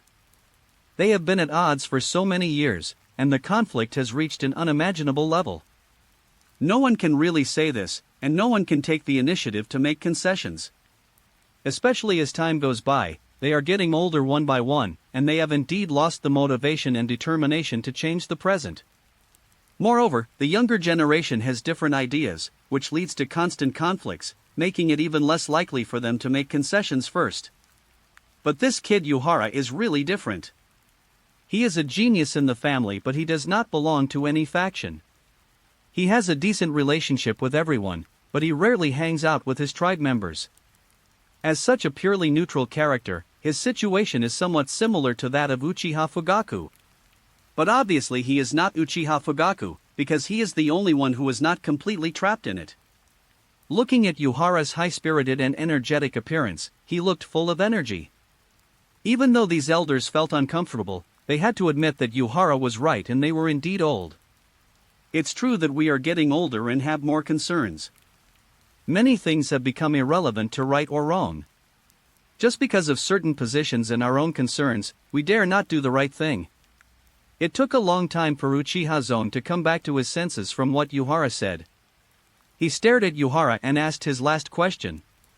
But it's not easy to combine the ideas of both parties. It's not easy to satisfy both of us. And I also want to know, if we both refuse, what will you do? This is another extremely realistic problem, and it is also the most difficult point for UN in integrating family thoughts and unifying will. To be frank, this is also an extremely important test. Yuhara also felt a little troubled by this guy's questions because he really didn't want to tell the truth. However, after thinking about it, Yuhara felt that he should tell the truth about this matter, because this was also a necessary opportunity to show his will. After thinking it all through, Yuhara took a deep breath, his eyes swept over everyone present, and then he slowly spoke. It is indeed not easy to integrate the ideas of both parties, so someone needs to have the final say on key points that neither party can accept. And I have never participated in any fight between you and the hardliners. I am the one who can make the most objective decisions on certain matters. A great man once said that there can be neither freedom nor discipline. It is a good thing that you have your own opinions and ideas. This is your freedom and it also allows you to better display your abilities. But there must be discipline on key issues, because the family's thinking must be unified, this is indisputable. Yuhara's words silenced everyone present. The tough attitude expressed by Yuhara was indeed a little hard for them to accept, because they were used to Uchiha Fugaku's weakness. But they knew in their hearts that the Uchiha clan now needed a strong clan leader to turn everything around, and Yuhara's words also made them agree from the bottom of their hearts. They didn't know who the great man Yuhara was talking about, but the family did need discipline and needed to be united. If you don't agree. While they were thinking, Yuhara spoke again, but this time his voice sounded a little deeper. Then there is only one thing I can do. On the one hand, I will work with Shisui to vigorously contact the lower-level Uchiha members, whether they are ninjas or civilians. I told Shisui what the real operating mechanism of power is. It is not something you are born with, but comes from the obedience of more family ninjas. During this period, both I and Shisui have been in contact and communicating with them. This is just a general direction, and the bigger direction is. Yuhara's eyes became sharp at this moment, and the chakra in his body began to circulate rapidly. At this moment, his tone became slightly cold. If we can't come to an agreement, I will kill all of you elders. You are all too important and too dangerous. Your ideas can influence those who follow you. You can make them quiet or make them take up arms. And once you die, the others will be nothing more than a group of scattered sand, and under the leadership of the 2 pairs of kaleidoscopes, they will naturally be willing to follow us. Don't doubt my determination, and don't doubt my ability. Even if I can't do it alone, I can let Shisui join me. Rather than letting the family sink or even perish in your hands, it is better for me to kill you in advance and let you become the cornerstone of the family's restoration to glory. Yuhara's words were powerful. He didn't really want to say them, but he knew that if he had to come clean, he had to make them clear. It is a good thing to let them know his determination, and if Yuhara really wants to take action, he is still somewhat confident that he will never fail easily. Although Yuhara also knew that these guys might agree with him on the surface but were doing something sneaky behind his back. But the suppression of the Sharingan by the Mangekyo is no joke, as can be seen from the fact that Uchiha Itachi and Obito single-handedly attacked the Uchiha. Yuhara only hoped that these guys would still have some idea of keeping the spark and not let him do anything bad. After hearing what Yuhara said, the faces of this group of elders became particularly ugly at this moment. It's not that they hadn't anticipated a situation like this, but Yuhara's blatant statement made them feel uneasy. Even if Yuhara acknowledged their importance, anyone would feel uncomfortable if someone said they wanted to kill you in front of you. Moreover, in their opinion, the fact that Yuhara could say this directly definitely meant that he was not worried about him doing anything tricky, and it was definitely something this guy could do. Everyone was silent for a moment. After a long while, Uchiha Zone broke the silence with a weak voice. We understand what you mean. It seems that we have to continue to compromise for the sake of our lives. Uchiha Zone's words seemed to sound a bit sarcastic, but more of it was bitterness and helplessness. In fact, we already had a plan before you came. We have 2 conditions that you must agree to. Tell me. When Yuhara heard what Uchiha Mune said, he knew that the matter was basically settled, but he wanted to see what other ideas Uchiha Mune had. First, after you become the clan leader, Shisui must be the deputy clan leader, and he needs to supervise everything you do. Because if you do something out of line, only Shisui can stop you. This request made Yuhara stun for a moment, but he nodded soon. He didn't expect that the pie he had drawn in the beginning would actually be put forward as a request. He had no reason to refuse. I can accept this. Yuhara nodded. Please continue. As for the second one, let me tell you. At this time, Uchiha Naoki spoke up. Please ask Mr. Yuhara to come to our place tonight. We need to verify something. I can accept that. Yuhara nodded, and then he smiled. But, I'm telling you guys, you don't just want to verify something, right? End of this chapter. Chapter 40. I hope you can please me. Chapter 40. I hope you can please me. That night, Yuhara followed Uchiha Mune and others towards the bamboo forest behind the Uchiha clan. This bamboo forest is not small during the Uchiha clan civil war and is not far from the clan leader's residence. The most important thing is that almost all the hardline elders live nearby. Since Yuhara promised them, he naturally had to come. Although he was a little surprised why Uchiha Zone would come with him, it was not a big deal. Yuhara knew that the reason they asked him to come here tonight was probably to test his strength. It is almost common knowledge that the Uchiha clan worships power, and the hardliners' demand is to seize power in Konoha by violence. If you want to make them behave themselves, you have to defeat them thoroughly. I just don't know if there is anything like the Hongmen banquet in here. If there is, Yuhara muttered to himself. Although he had thought so in the morning and even didn't drink a sip of water after entering, it turned out that he was indeed overthinking at the time. However, remaining vigilant at all times is indeed a quality that a ninja must possess. Yuhara has no intention of letting down his guard, especially before things are completely settled, and now he is in the most dangerous situation. Not long after, they arrived at a house outside the bamboo forest, and Uchiha Naoki had been waiting at the door for a long time. "Welcome." He took a step forward and nodded to Yuhara, then he looked at Uchiha Zone. "Brother, welcome. Don't talk too much, let's go in." Uchiha Zone shook his head and said directly, "Are they waiting for us inside?" "No, they're at the back." Uchiha Naoki looked at Yuhara again. "Everyone is in the bamboo forest, let's go over there now." Neither Yuhara nor the elders of the Uchiha sect felt strange about Uchiha Naoki's words. They all knew what the theme of the night was, and choosing a more open and hidden location was obviously the best choice. Yuhara nodded slightly. He naturally had no objection to this. Soon, they followed Uchiha Naoki's footsteps and walked into the bamboo forest. The bamboo forest was lush and green at this time, but under the silver moonlight it made people feel a little cold and desolate. Moreover, no one lit a fire in the bamboo forest, so it seemed a little scary at first glance. Not long after, Yuhara and his companions arrived at the center of the bamboo forest, and here Yuhara could clearly see a lot of people standing there. However, these people seemed to have maintained the characteristics of ninjas.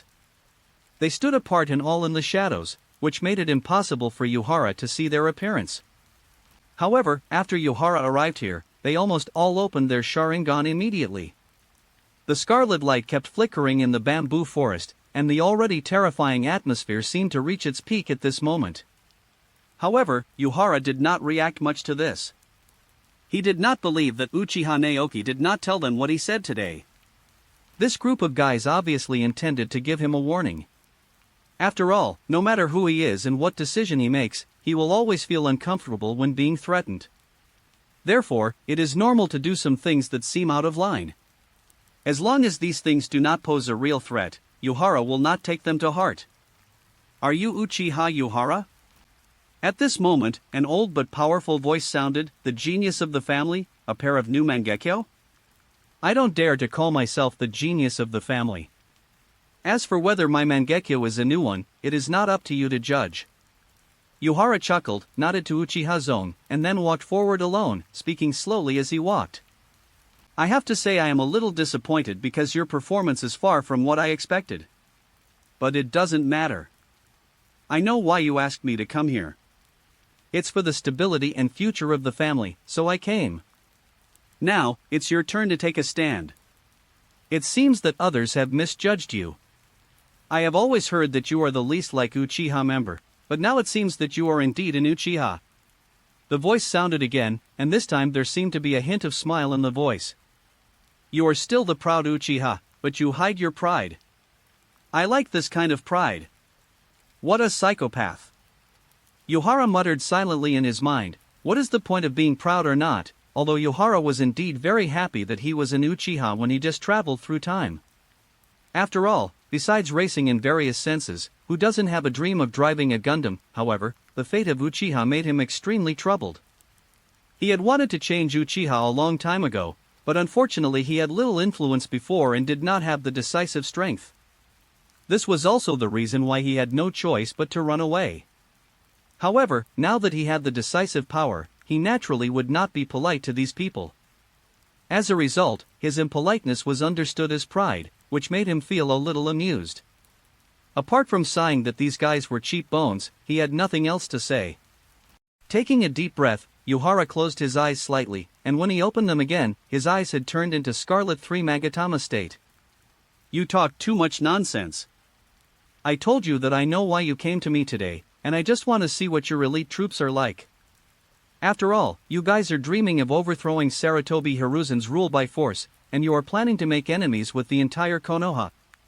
Having said this, Yuhara suddenly smiled, and this smile seemed full of sarcasm. "I want to see how strong you are to do this. After all, Konoha is waiting for you to take the initiative so that we can attack you. If you can't even get past me, then I advise you to stop dreaming, because this will only lead to the destruction of your family." Having said that, Yuhara then took out his ninja sword and swung it at the ordinary bamboo. In an instant, a bamboo was chopped to the ground by him. He compared the size with his ninja sword and cut it here. Finally, he stuck the ninja sword into the ground, picked up the bamboo pole of the same length as the ninja sword he had just made, and chuckled. Come on, I'm ready. You guys want to see my Mangekyo Sharingan so that I at least feel pressured to use it. Finally, please don't let me down. I hope you can please me. End of this chapter. Alright legends, that's it for today. Like, subscribe, and I'll meet you in the next audiobook.